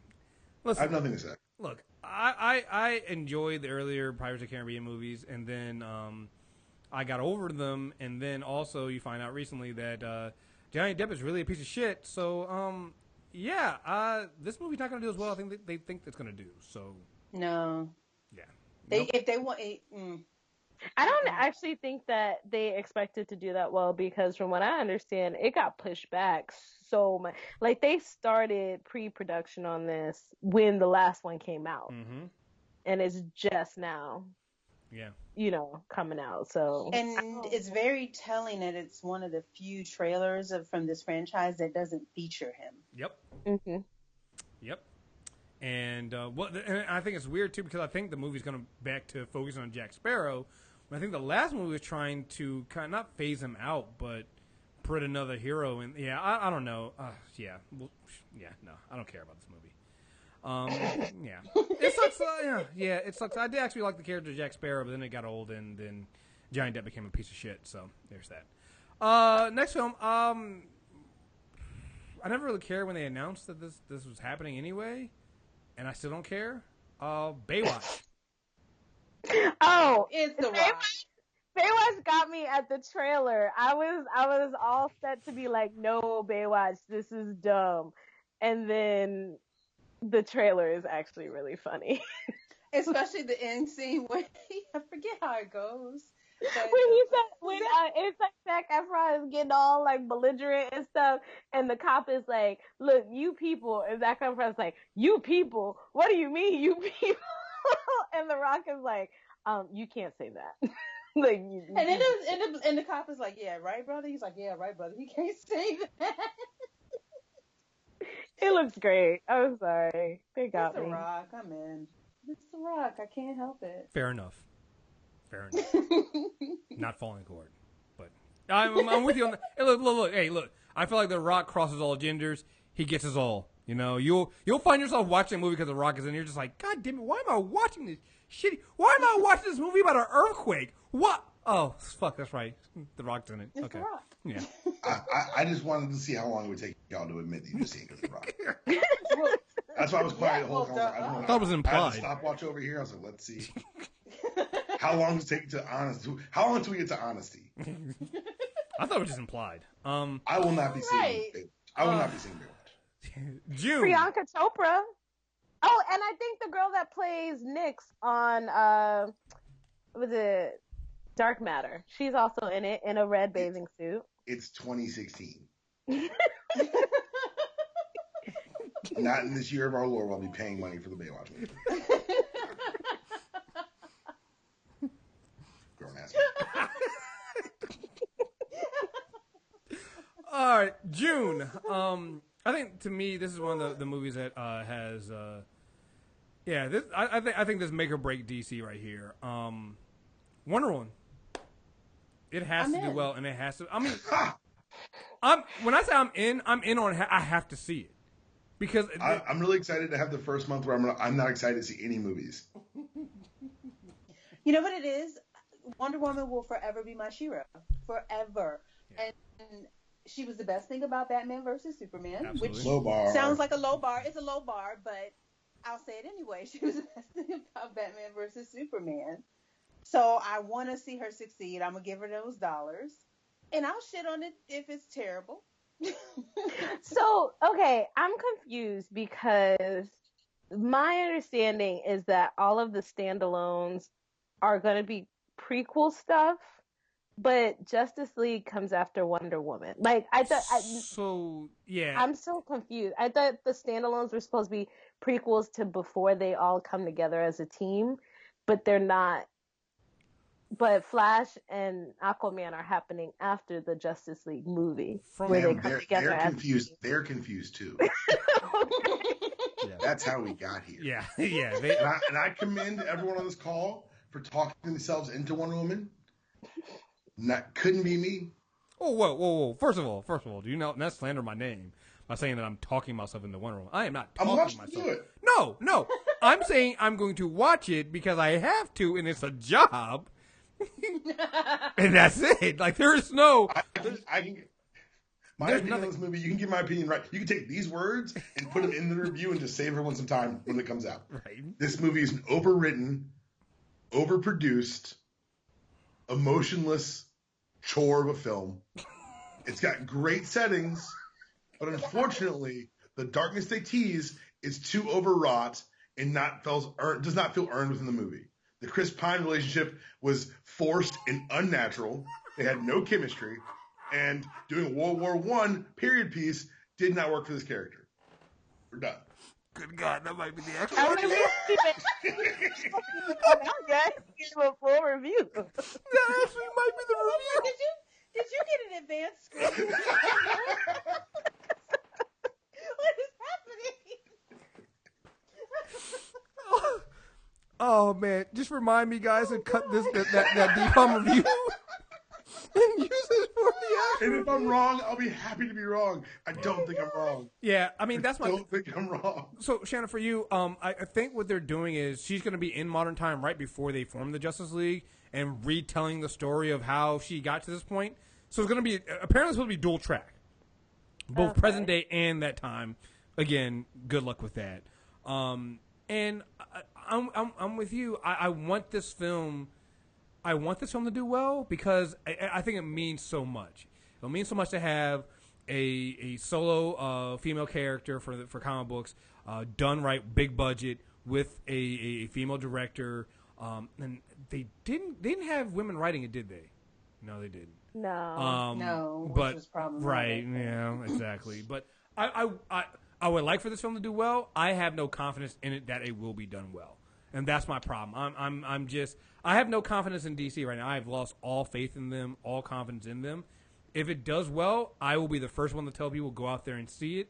I will be happy that it does well. I've been pissed by some of the stuff that Gal Gadot has had to deal with people not giving her a chance when she was first cast, down to the UN taking back Wonder Woman being one of their ambassador, like being a UN ambassador fictional UN ambassador stuff. They took that back from that character because the people complained online. Like, I hate all that stuff going on there. Yeah, yes, you didn't hear about that? Yeah, it was some of the stupidest shit. It's stupid had nothing, shit. and Gal Gadot got caught up in it. But basically, what it was people were like, well, in modern times, why do we have this sexualized, hypersexual, queer, half-dressed, naked woman as an ambassador? And I'm like, it's an honorary thing. It's something that's always been done. But you know what I think it was? It wasn't even an attack on Gal, but she caught the brunt of it because she's the current iteration. It felt like an attack on the Rebirth version or this recent. Oh yeah, no, definitely. Yeah, it's definitely that's an attack on Greg Rucka coming out and saying, definitively that she's queer and all that other stuff. Yeah. So with all I feel like that's absolutely what it really was an attack on, under the guise of respectability. Right. So with all the stuff that's going down and shit on there, I would love, and everything else that's been going wrong with the DC universe, I would love for it to be Wonder Woman that saves the DC movie universe. I just have no faith that it will be. So that's where I'm at with it. Like I said, we'll see. That's all I got for that. So, next movie, another movie I saw people talking about this. I'm like, yeah, it got Tom Cruise running it, but it's still not enough for me to want to see this movie, really. The Mummy? I need a time stamp of how long he runs. Yeah. The Mummy remake? Of the movie is he moving at an elevated speed? Yeah. It's I'm kind of over Tom Cruise at this point. Everyone is. Yeah. I need again. This is the year of people sticking in their lanes. If it's not a Mission Impossible movie, I kind of or another what was that Edge of Tomorrow movie? Tom, I really don't want to see you in it.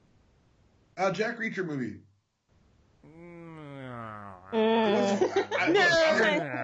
was entertained by it. It got real quiet. I was entertained by it.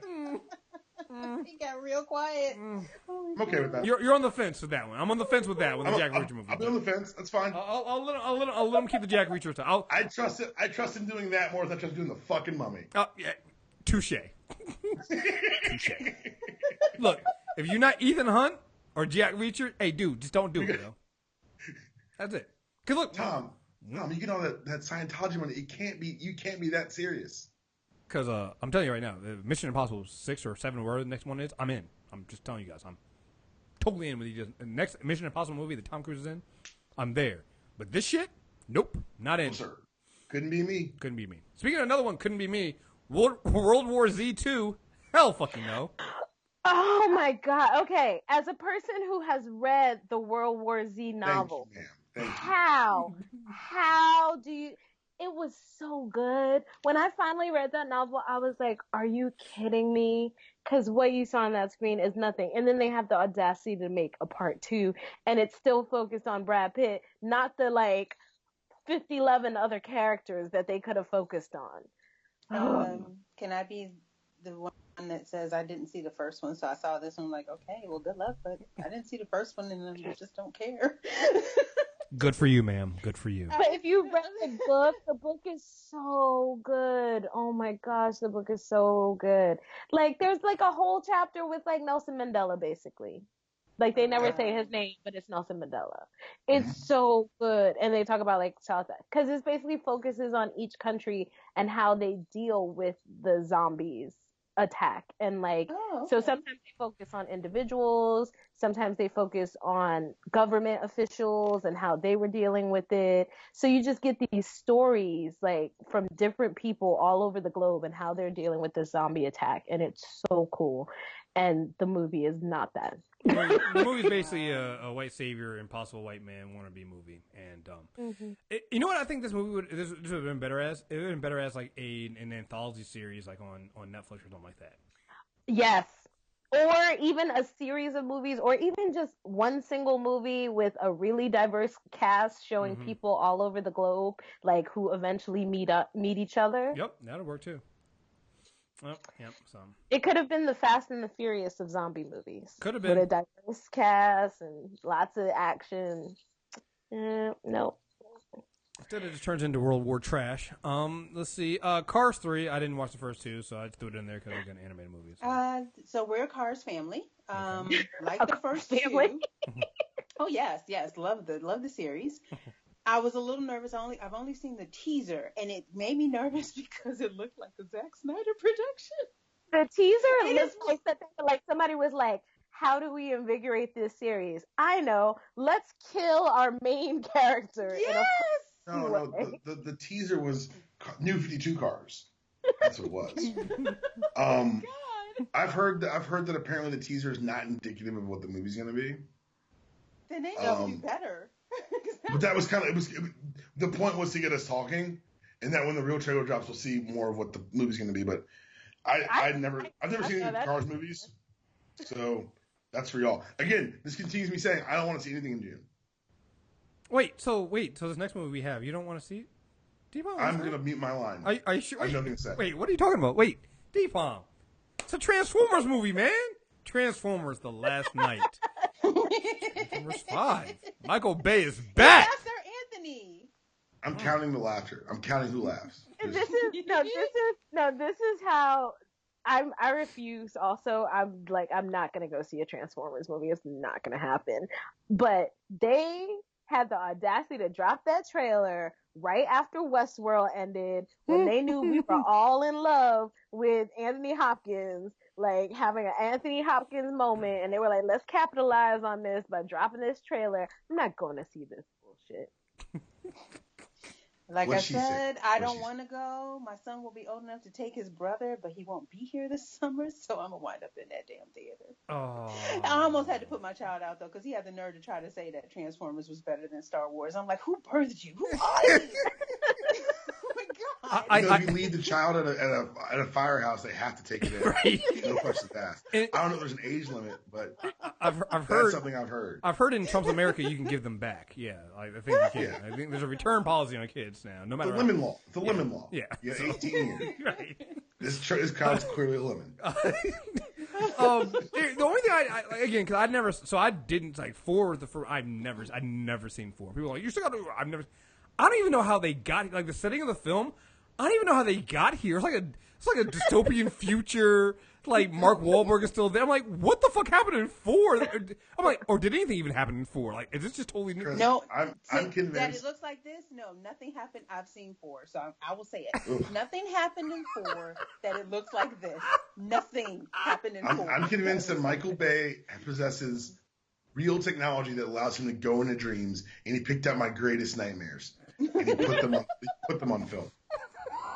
For some reason, God, no, I'm not doing it. I can feel the rant coming. I'm not going to do it. This is why we're here, man. You got to do it, man. You got to. The people want it. The people want the rant. Up because I'm not gonna spill good words on this movie. Fuck this movie. Fuck Michael Bay. Fuck you. We've already said fuck Marky Mark. Re-fuck him. Yeah,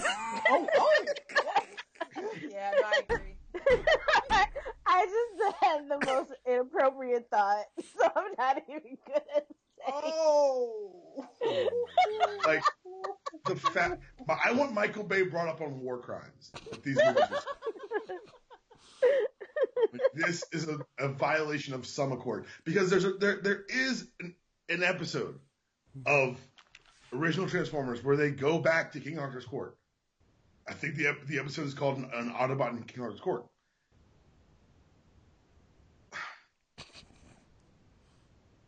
I finally saw the trailer. There's nothing that can make me go see this movie. The list of things that would have to happen for me to see this movie involve it being on my television and then me being trapped under something in my own home. I cannot believe they've done this. I cannot believe they're doing like a Nemesis Prime thing where Prime, oh, he's got purple eyes now, motherfuckers. Fuck you, Michael Bay. This is an assault and an affront. I was on the Transmissions podcast last week, and they asked me about the Michael Bay movies, and I gave a much better, much more coherent rant there. This movie is an assault on all of us. This is Trump's America. Congratulations. They once asked a general why they kept letting Michael Bay use all the experimental machines in the movies. He said, "Are you kidding? He makes the United States military look like porn." That was from a general who asked why they keep letting him use them. Because he makes them look like porn. He's not only setting back giant robot relations decades, he's also just, all these are, for what it's worth, are 90-minute infomercials of why you should join the fucking army. Fuck him. Fuck.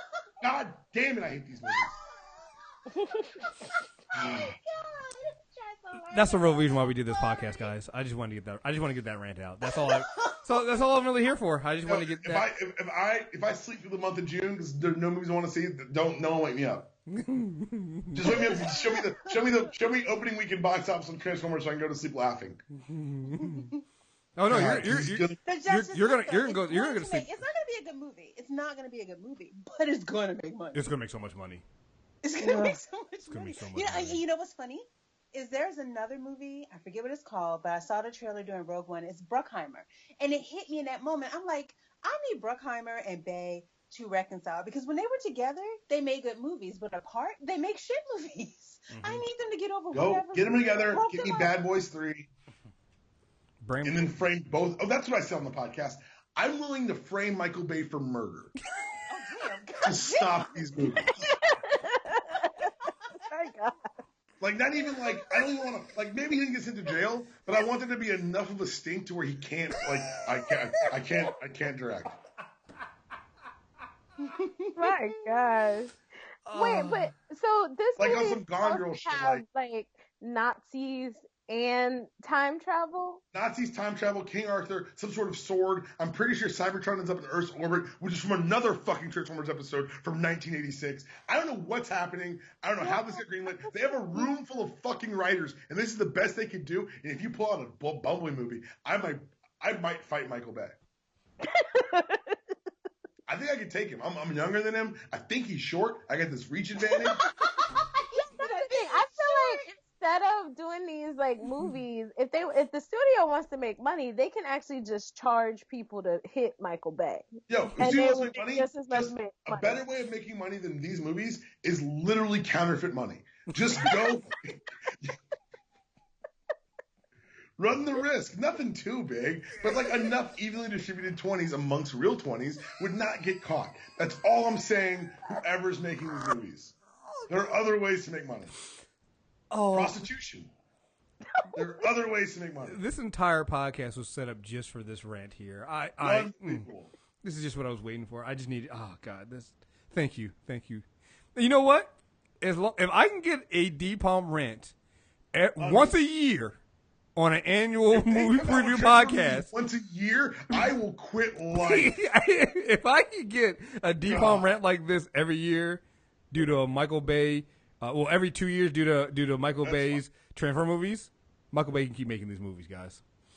I support it. I won't watch them. This does not speak for the MTR network or its I don't know. Hey, ladies, what do you guys say? What do you guys think? I think this rant was pretty good. It was great. Yeah. Oh yes, please. I tell the truth. Will set you free. The truth sometimes doesn't come in this neat, bold, pretty little package. It's not soft like a puppy or a kitten. Sometimes the truth just is a gut punch, and sometimes we need that. Thank you for that. I need one of the young ladies who he hired to put in his movie just to leer at on set to file charges. Something happened. Maybe you've repressed it. Oh, let's find out in open court.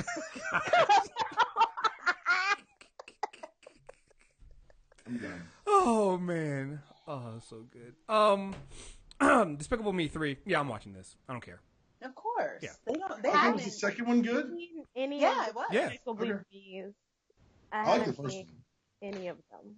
Yeah, and I like the Minions movie too. So. Yeah. Yeah, I don't stand for kids movies though. Yeah. Haven't seen Minions either. Oh yeah. I haven't seen Minions either. Yeah, you need to go fix that. Yeah, I'm in for Despicable movies. I don't stand for kids movies that often, but when I do, it involves little yellow minions and Gru. So yeah. Oh, real quick, I forgot to mention this when we were talking about Fate of the Furious. If you want to get because a couple of the Fast and Furiouses are on Netflix, but they're leaving January 1st. So if you want to watch them, do it now. Okay, I should do a rewatch this month.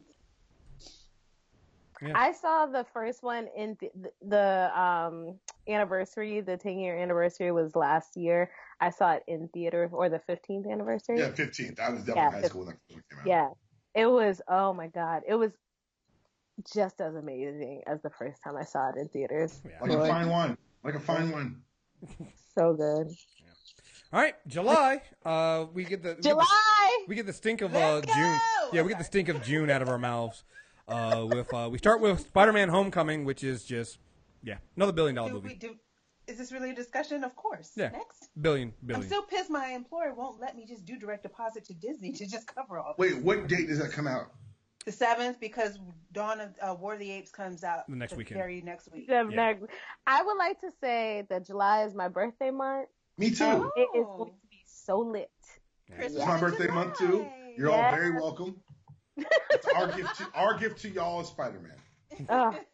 Spider-Man and then War of the Apes. It's gonna be everything. Yeah. Apes. War for the Planet of the Apes. Saw Caesar on the back of the horse and was just like, "Yo, this might be the best prequel series leading up to, or just reboot series ever that we've had. Like I can't think of another reboot series as good as this one has been.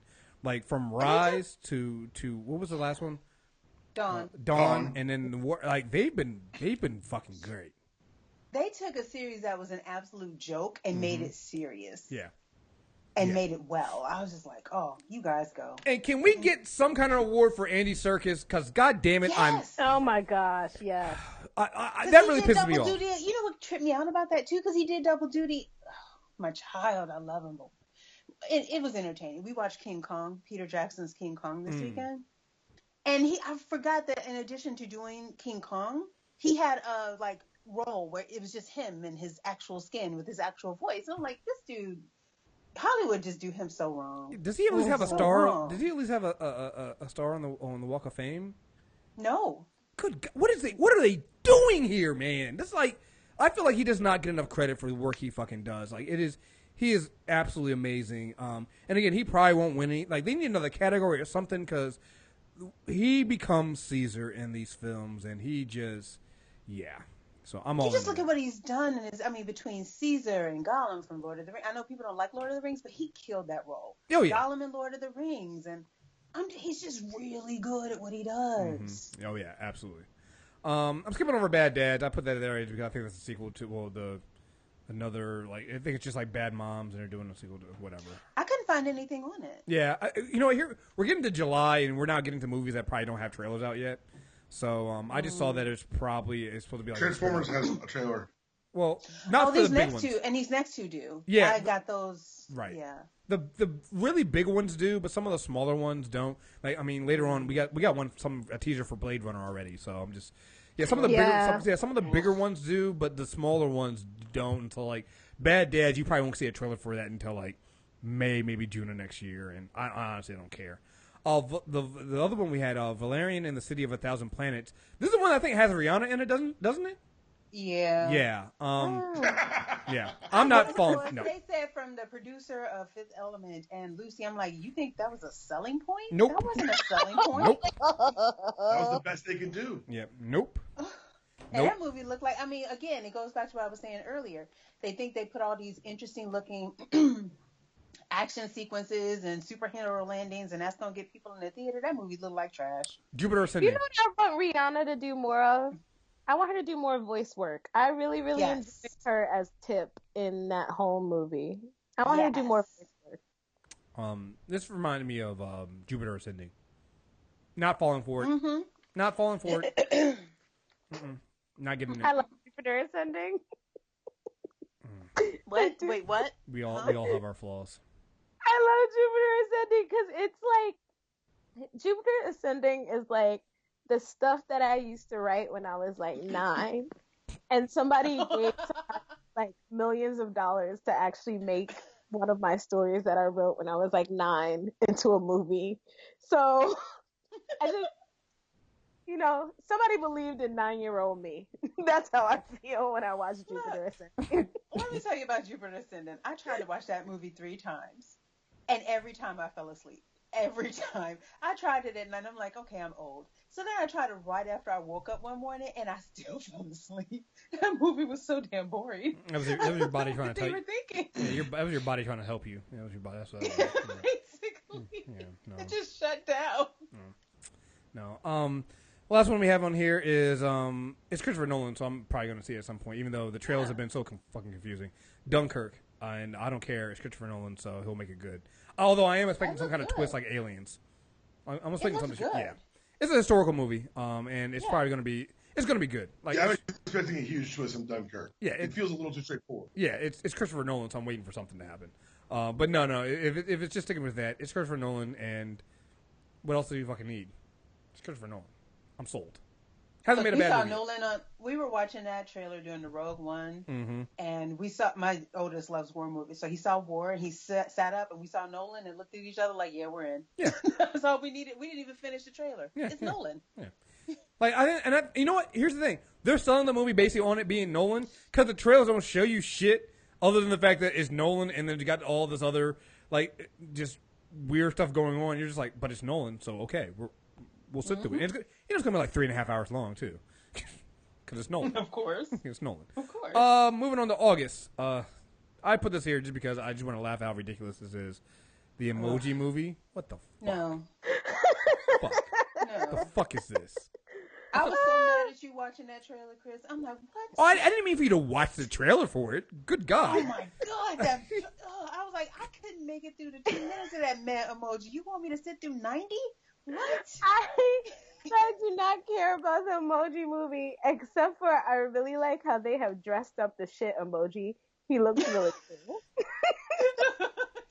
He looks like he's having a good time. Oh my goodness. Yeah. I'll probably talk about this more when Petty Kruger and I were going to do a 2017 horror movie preview at some point. So I'll talk more about this then. But they have the Annabelle 2 comes out in August, and wait, what was Annabelle 1? Thank you. Oh my God, I have that written down. Yeah, I'm really glad that wasn't just me. No, Annabelle, like that, because they were based off of the I think the Conjuring movies. Like, isn't that the doll in the Conjuring movies? The beginning of that movie, they made an Annabelle movie. It was not good. So now they're making an Annabelle 2. Wait, and Annabelle Wallace stars in it as Mia. That is ironic. Yeah. No. Yeah. No. Wait, Alfre Woodard is in it. Yeah, I think she was in Annabelle. I want to say she is in that movie. I think she was in Annabelle. I'm pretty sure she was. She is. So there was an Annabelle 1. Yeah. Yes. Yeah. Oh, yeah. I didn't even know about that. No, most people didn't. You didn't need to. Let's see. The Hitman's Bodyguard. I didn't look that one up either. August. You know, August is gonna be that month where there's gonna be a bunch of movies that aren't on this list. That pop up. That's my birthday month. This sucks. Ain't no good. Well, no. Like it's like I think the same thing happened last year. Like August is a month where there's a bunch of movies that you like all of a sudden pop up and you're like, wait, I didn't know this movie was coming up then. That's what August is. Hitman's Bodyguard is the one where Ryan Williams and Sam Jackson and Salma Hayek's in it too. Yeah, I didn't. I saw a trailer. Ooh, and Elodie Young, who played Elektra. I know, but I saw the trailer. It didn't look good. I know, but I can just. Oh, I hate when they do this to me. But how do you get all these good people to sign on to a bad film? Because Sam Jackson. Wait a minute. You know who you can ask? Bryan Singer. You saw what he did with X-Men. He had all them actors. Wait a minute. When have you ever seen Sam Jackson turn down a movie? True. That is true fact. Sam Jackson don't say no. Yeah, so Sam Jackson is not a selling point for a movie. I'm sorry, he's not. I love Sam, but he's not a selling point for a movie because Sam Jackson will do anything. All right, he don't give a fuck. He will do anything. He's like, I'm getting paid. Yeah, so getting checked. All right. I can't depend on. I'm 67. I can't depend on Social Security. Right. Let's go. He September. Keeps a check. September, we have. I'm actually looking forward to this. The It remake. Yes. Yeah. You know why I think it's going to work too? Because I was worried, but I feel like with something like that, when the first one was done really well, you have to get relative unknowns, and that's kind of what they did here. Mm-hmm. Yeah. To star in it, it looks good. Yeah. I'm looking forward to that one. The rest of these movies I didn't care about that were released in September. Lego Ninjago. Ninjago. I have no idea what that is. Not watching What that. It's based on a TV show. The TV show's kind of fallen off, so we're not kind of really all that hyped about the movie. Okay. Yeah, it's one of those kids things. I just know that the children like the Lego ones of them. Yeah, that's all I know. Yeah, I mean, my son's kid has a lot of Lego Ninjagos. Yeah, so hey, it's Lego. I figure people watch it. Flatliners, they're doing a reboot of that. It's got Diego Luna, so that's a selling point. But I just like the original. I don't know that it needed to be remade. Oh, and look, Nina Dobrev. Look at Nina out here working. You go, girl. I do not like her on the Vampire Diaries, but that has nothing to do with her as a person. And Kiersey Clemens is also in it. Oh, okay. Oh, yeah. Well, good for her. Good for her because she might never be Irish because who knows when that Flash movie's coming out. So that movie's never happening. Yeah. So. What Flash movie? Yeah, exactly. Thank you. Yeah, thank you. Exactly. That doesn't look like anything to me. Exactly. There we got it. And I didn't see anything for American Made. I didn't look anything up. I didn't care. So it's Tom Cruise. Oh, okay. Damn it, Tom. Is he running? We just talked about this. I think he might be. I looked it up. God, now I forgot just that quick. I just saw Tom Cruise. I'm gonna go. I'll look it up in time is running, and depending on how much he's running in the trailer, will determine if I ever see the movie. So I don't think I can find the Did I find a trailer? I feel like I didn't find a trailer. Oh, yeah, for some of these. No, I didn't find a trailer. He is a pilot, lands work for the CIA, and as a drug runner in the South during the 1980s. Yeah. Okay. It's got him, Domhnall Gleeson. Ooh, I love Domhnall. Chick from Glee. A bunch of other people. I don't know who the hell they are. All right, nobody good. Somebody playing George W. Bush. Yeah. Wait, why? Yeah, that's basically what that sounds like. All right, we got October. Again, this is what happens when we get to the later months. This is what happened with me and Dpalm last time. We just go like, fuck that movie, fuck that movie, fuck that movie. October, fuck this movie. Blade Runner 2049. Blade Runner trash. Blade Runner's always been trash. Blade Runner will always be trash. There. Yeah, there you go. Let me tell you why I have a problem with Blade Runner 2049. 2049 is like 30 years away from now. If you're going to have a movie set in the future, now I need everybody to push their timelines up because I feel like this is too soon in the future. I'm just in here like, so in 30 years, this is what it's going to look like? Did you miss what happened on November 8th? That's part of the appeal of these movies, though. You make it. This is what it's gonna you look put it like in the future, but you make it within reach, so it seems like you have a tangible connection to it. Then I need like 2149. No, sweetheart. No, you saw what too far happened away. in November. This is our future.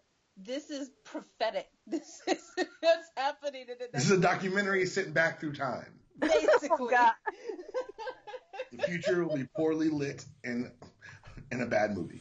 Yeah, dusty. Yeah, no. The Blade Runner series. The Blade Runner series was. The original Blade Runner was trash. This one's even more trash. Who's and it's not. It's not Ryan Gosling and Harrison Ford. I know, but who's directing it? It's not Scott, is it? No, it's not really Scott, but he's producing it. It might be good then if it's not really Scott, but I doubt it. So yeah, no. It is directed by Denis Villeneuve. Okay, yeah. Oh, that's the guy who did Sicario. Oh, damn it. It's got Jared Leto, if that helps. Could be. No, I don't know if it helps in a good way. No. Oh, yeah. Right, it's got Batista. Lenny James is in this. Oh no, y'all not getting me. Nope. It's a trap. It's a trap. It's a trap. Stop reading the casting list. Just say no. Oh, no, not my babies. Kingsman: The Golden Circle. Yeah. Yes. Mm-hmm. Yes. Yeah. All in. Yep. Okay, good. I'm not alone. I love the first one. I can't wait for this one. God. Oh yeah. The first one was great. Mm-hmm. Yeah. All now I gotta go watch it again today. Oh yeah. And they're doing another Friday the 13th movie. Yeah. Good luck. No, thank you. Yeah. No, thank you. Insidious Chapter 4. I can't believe they're still doing these. No, thank you. Yeah. I may see that because the fiance likes those movies. Oh, okay. Well, you're stuck to watch those, so. Okay. Now you know my see. The Cloverfield 2017. I figure out what it is. It's a movie called God Particle. It's the third. You know, they're all not Cloverfield technically direct sequels. They're in that Cloverfield anthology type deal that JJ's doing. It's called God Particle. And yes, and we probably won't get the trailer for that, and probably till September he'll drop it like they did 10 Cloverfield Lane. So yes, yeah, all in. Gugu is heading up the cast. Oh, she with Elizabeth Debicki from Man from U.N.C.L.E. and Daniel Bruhl. Okay, yeah, we're all in. Okay, all in. Wait, Daniel and Bruhl David Oyelowo. Wait, wasn't Daniel Nemo in Civil War? Yes. Zemo, first of all. Zemo, Nemo. You made him tomato, a fish. Tomato, potato. Made him a fish. I really did. I'm sorry. What the fuck? You can't just hand it way back. You made Baron him a fish. Baron Nemo. Finding Baron Nemo. That actually might be a movie. I might be down. No, you know what? Finding Zemo would be a good movie. Hey. Wait, they're also having Z Zong in it as well. Haven't seen her in a minute. I know. Where'd she go? I think she was just making movies overseas, honestly. Yeah, and I think also she had a baby. I think too. Yeah, I'm in on this one. Like I said, like what JJ. Here's the thing: anything that JJ is doing, I'm quietly in and he also does he quietly does a lot of fucking diverse movies, man. He'll put some people in some fucking movies, man. So I'm all in on JJ doing anything. So yeah, I'm in. I think this is one that the doctor was gonna rant about a little bit. Saw Legacy, they're bringing it back. I'm not ranting. Are you gonna see that? I am irrationally in. I have seen every Saw movie in the theater, and this will be no exception. They are ridiculous. They are not well done, but I don't give a damn. I'm watching it because for some reason I am a fan of this torture porn. Let me at it. Yes, I'm in. I'm here. I might be the only one, and I'm okay with that. I will show my shame to the world. Wasn't the last one called The Final Chapter? Yes. Do you feel alone? You should feel alone. You are alone. No, I'm gonna go see it, just not in theaters. No, okay. So I usually see it when it comes out. Then you're not gonna go see it. It's gonna come see you be seen. Yeah, it's gonna come see me. Okay, so wait, I think it was, or was that? Okay, no shit. I'm gonna look this up. I love those movies. It is not rational. I don't give a damn. Yeah, it was Saw 3D, the final chapter. Yes, and you know what was messed up about that? I went to the theater and some idiot brought their 5-year-old.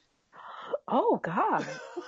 At night, no less. And I'm like, I'm just gonna sit here and laugh. Was the child while your child is traumatized. No. Oh God. I know. I'm alone. I'm okay. And no, you know what? Me and Dpalm were going to see Fist Fight, so we have no room to talk.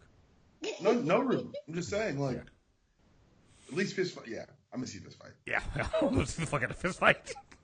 All right, going into right. Going into November.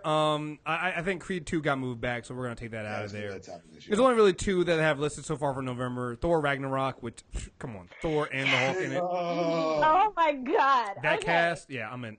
The Green King of Scar. Let's go. Yeah. So my friend's sisters. No, it's not her directly. Like her friend's husband is like the producer on it, and apparently they're like super excited with him. They thought he did a great job. He brought it in under budget, and they're super excited by all the footage that they've got so far. Mm-hmm. So he might possibly also be brought on to do Infinity War. Nice. Like super excited, and they like spent all their time hanging out in Australia with Mike Ruffalo and his kids.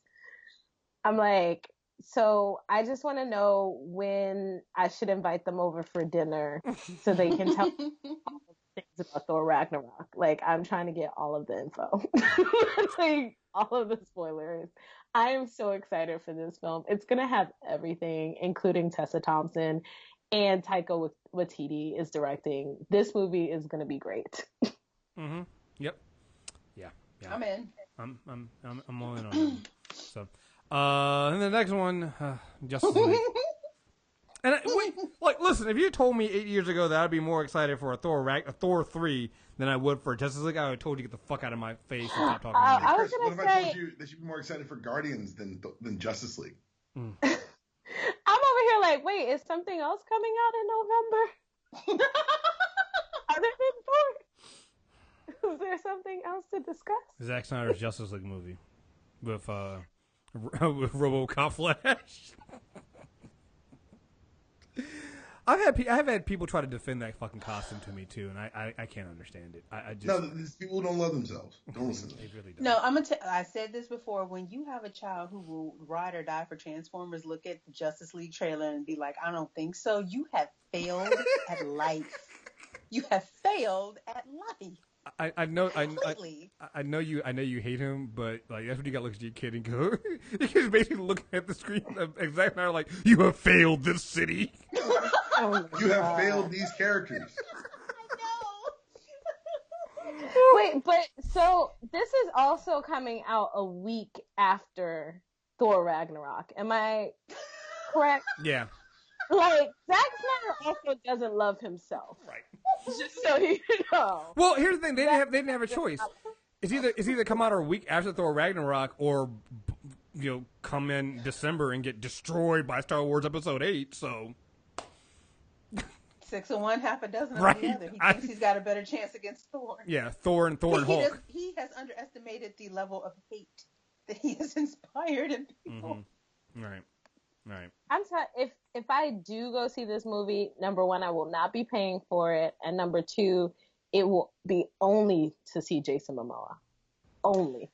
I'm probably going to see it because it is Justice League on the big screen. I will not see it opening weekend, and I will not be sober. So I will see it, but there is a theater across from where I work that is a discount theater, and with my pass, I can get in for $4. So I'll go see it then. Nice. I will do the same thing that I did for Doctor Strange and also for BVS, which is go see something completely different and then go see that after. Yeah. You mean movie jump? Yeah. Do they still let you do that? I thought they stopped letting folks do that. I mean, they don't let you do anything. No, what I mean is... But do I do it? Yeah. No, they just don't stop you. No. What I mean is when I was a kid, we would sit in a theater. So when we went to see the Michael Keaton's Batman, we sat in a theater. The credits rolled. We sat our asses there and watched it a second time. No, you can't do that. You have to go out and go to the other theater. Sometimes I take a bathroom break in between or get more snacks. Yeah, see, that's what I was asking. I was going to say, they just let us sit through 2 showings. They didn't care. Of course, I grew up in Gary, so there's that. Anyway, sorry. No, I'm going to see it for free. So, there's that. So, and if it's not good, I will not be seeing it again, just like BVF. So, there's that. All right, last month, we're in here, December. Let's just go ahead and say it. December is owned by Star Wars every year. And this year will be no different because it's a numbered movie, so it's episode 8. And, yeah. Anything else that we need to say about that? No, we're all going, yes. Yeah. I mean, now it's a tradition. Yeah. It just is. Like, thank you for introducing this new December tradition to my life. I really appreciate it. It's going to be awesome. I do have something to say about this movie. Uh-oh. Disney, you've got millions and billions and billions of dollars. You've got technology that makes faraway worlds seem like reality. Go save Carrie Fisher. Whatever you got to do. Oh, no, she's okay. I'm not going to ask any questions. I don't care how you do it. Go save Carrie Fisher. Oh, you didn't see the release from her mom? Her mom says she's stable. Stable is not better. Yeah, no, I didn't hear Go save Carrie Fisher. If you have to clone her, I know you can do it. Disney, don't lie to me. To get the cloning machines and clone me Carrie Fisher. This is not. It doesn't end like this. I'm hoping that 2016 did that vindictive thing it just did to us, which is pretend like it was going to take Harry, and then it took George instead. And then wham, out of nowhere. Yeah, so I'm hoping. Really, Dpalm? The fuck? Really? Sterling did that too, and I was like, is this what we're doing? It's so foul. It's so foul, really? It's too soon, sir. Too soon. I didn't say it was a good joke. I just said it was a joke. I can't with you. What's next? Yeah. The Jumanji remake. They gave The Rock a flamethrower on here. Let's go. Okay, wait, there's a trailer for that? This one is so hard for me too because I'm like, this shouldn't look good. It shouldn't be good. But then you got The Rock, you got Karen Gillan. freaking what's his name, Kevin Hart, gonna be in there just being small and belligerent. It's just Jack Black can be funny as hell, like the whole thing. So yeah, that was my thing. It's like it's Jumanji. That's Robin Williams' thing, but it's The Rock and Amy Pond. But the trailer was kind of but it's The Rock and Amy Pond, so I don't know what to do. This movie has no business looking this entertaining. They gave Rock a flamethrower and so I follow Rock on Instagram. He's talking about like motorcycle jumps and flamethrowers. I am here for it. I think I understand what the concept is going to be too, so I'm kind of excited for it. Just from their character names. Yeah. It looks like it's going to be really interesting. Good luck, guys. Good luck. Listen, Star Wars. Hatred of joy. No, it's just Star Wars handles December. So anything after this, I'm just. That's a really. I'm just going. Maybe they'll move Jumanji to August. Yeah, they should have, but or June. They should do it Thanksgiving weekend. Do you really want to fuck with Thor? No, Thor is earlier in the Thor's month. Early. They'd be fucking with Justice League, so yeah, why not? Go on Justice League's throat. Is this Disney? Might be. Jumanji, I think it is, which means they won't put it. They can't be cannibalizing themselves. Why would they do that? Yeah, they wouldn't do that to themselves. Let me look. Jumanji. If it's Disney, that means they know it's bad. Oh no. No, it's not Disney. Yeah, it's not. Okay. Good. Is it? I want to see Sony or WB? Columbia Pictures. Just Columbia Pictures. Oh, okay. So, yeah. The $6 billion man. I put this on here just to laugh. It's like, why would they? Fuck Mark Wahlberg. Oh, is Mark Wahlberg doing has another movie? Oh God. Yes. Well, Mark. Why won't he go? Well, here's the thing. Mark Wahlberg always does more movies than you think he does. Like you'll see at the end of the year and realize Mark Wahlberg done like 5 movies, and you only heard about one of them because they're all trash. He'll do 17 movies and one will be good. Like what was it? Pain and Gain. Yeah. That year he put out like 6 other movies. Right. That's the only one that was any good. Right. And Pain still wasn't that great. Yeah. No. Hey, whoa, hey. Oh, it's got. Oh, I'm sorry. It's entertaining as hell. It's directed by Peter Berg, and it's got Mark Wahlberg and Ronda Rousey so far. I love the first thing that I saw on IMDb, the message boards. But Peter Berg sucks as a director. Yeah. So, like I said, I put that on here so we can laugh. And the last one I have on here is Pitch Perfect 3, which again, I'm good. Pitch Perfect 2 is not good, and Pitch Perfect 1 was glorious. So I didn't see the first. Not a Pitch Perfect guy. Pitch Perfect 1 was great. Like it was really good. It was so interesting. And then Pitch Perfect 2 was like, let's take all of the stuff that you really liked from that and not do it. And oh God, same joke over and over again. That was it. That was Pitch Perfect 2. Well, 2 hours and 11 minutes, almost 12 minutes, and we made it. We did all the movies that we had on our list from January, December of 2017. There are way more movies that I know are coming out, especially towards the back half of 2017. We just didn't get to, but we got to all the major ones that I know everybody's gonna be thinking about. Yeah, so that's it. You guys got anything else you guys want to say about this, other than fuck Mark Wahlberg? Because I think we were all kind of fuck back Damon. Oh yeah, okay, yeah. Michael Bay must be stopped. Young ladies who've acted for him, I know he did untoward things to you. Please step forward. I am willing to serve as a mediator between Bruckheimer and Bay, just so this terror can stop. Fuck that. Calm I'm not hoping on hope. I'm hoping on fear. Let's take him down from the inside. He's done something on those sets that he can be prosecuted for, or at the very least, spend time in court. Let's do this, people. America, 2017. Change you can believe in. Stop Michael Bay. Hilarious. Oh my God. Well, this is my last recording for 2016. For the MTR network. Wait, what? We got Wednesday, right? Oh, are we going to do that? We're going to do unanimous decision. All right, never mind. Wednesday will be my last recording. We're going to do unanimous decision. I forgot we were going to do that. We're going to do unanimous decision so we can talk sports and UFC and Ronda Rousey's return to UFC and some other stuff. So I know you, Shanna and The Doctor, you guys are going to do the Super Tuesday, right? Yes, we're gonna do a little discussion of the Agents of S.H.I.E.L.D. Slingshot web series. Cool. All right. Awesome. So, those are out, aren't they? Yeah. Yeah. I watched them all. They're pretty good. Yep. So, there you guys have it, and we will be back after those shows. Be back in 2017 for everything. I think all of our Super Tuesday shows come back, the second week in January? Yeah. Well, most of them do. At least some of the CW shows do. Actually come back before Agent of S.H.I.E.L.D. does, amazingly. Actually, no, Agent of S.H.I.E.L.D. comes back before they do, don't they? The Agent of S.H.I.E.L.D. comes back soon as shit. Yeah. It does? Right? Yeah. It's not taking like a super long break? No, it's come back in January 11th. There's no mid-season replacement this time. So. Yeah, they're back soon. Because they killed Peggy.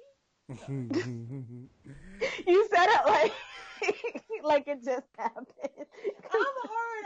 I still cry in that scene in Civil War. It made me sad.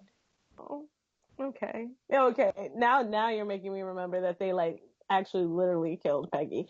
I thought you were talking about this. Well, that too. They killed her show. But... Oh, yay. It's coming back. I didn't even realize we were getting it back that soon. Oh, yeah, we're getting it back soon. So, all right, folks. Thank you guys very much for listening, and you all thank you guys very much for joining me. And, again, enjoy your, hope you guys enjoyed your holiday, your Christmas, and hope everybody enjoys their New Year's. Until next time, peace.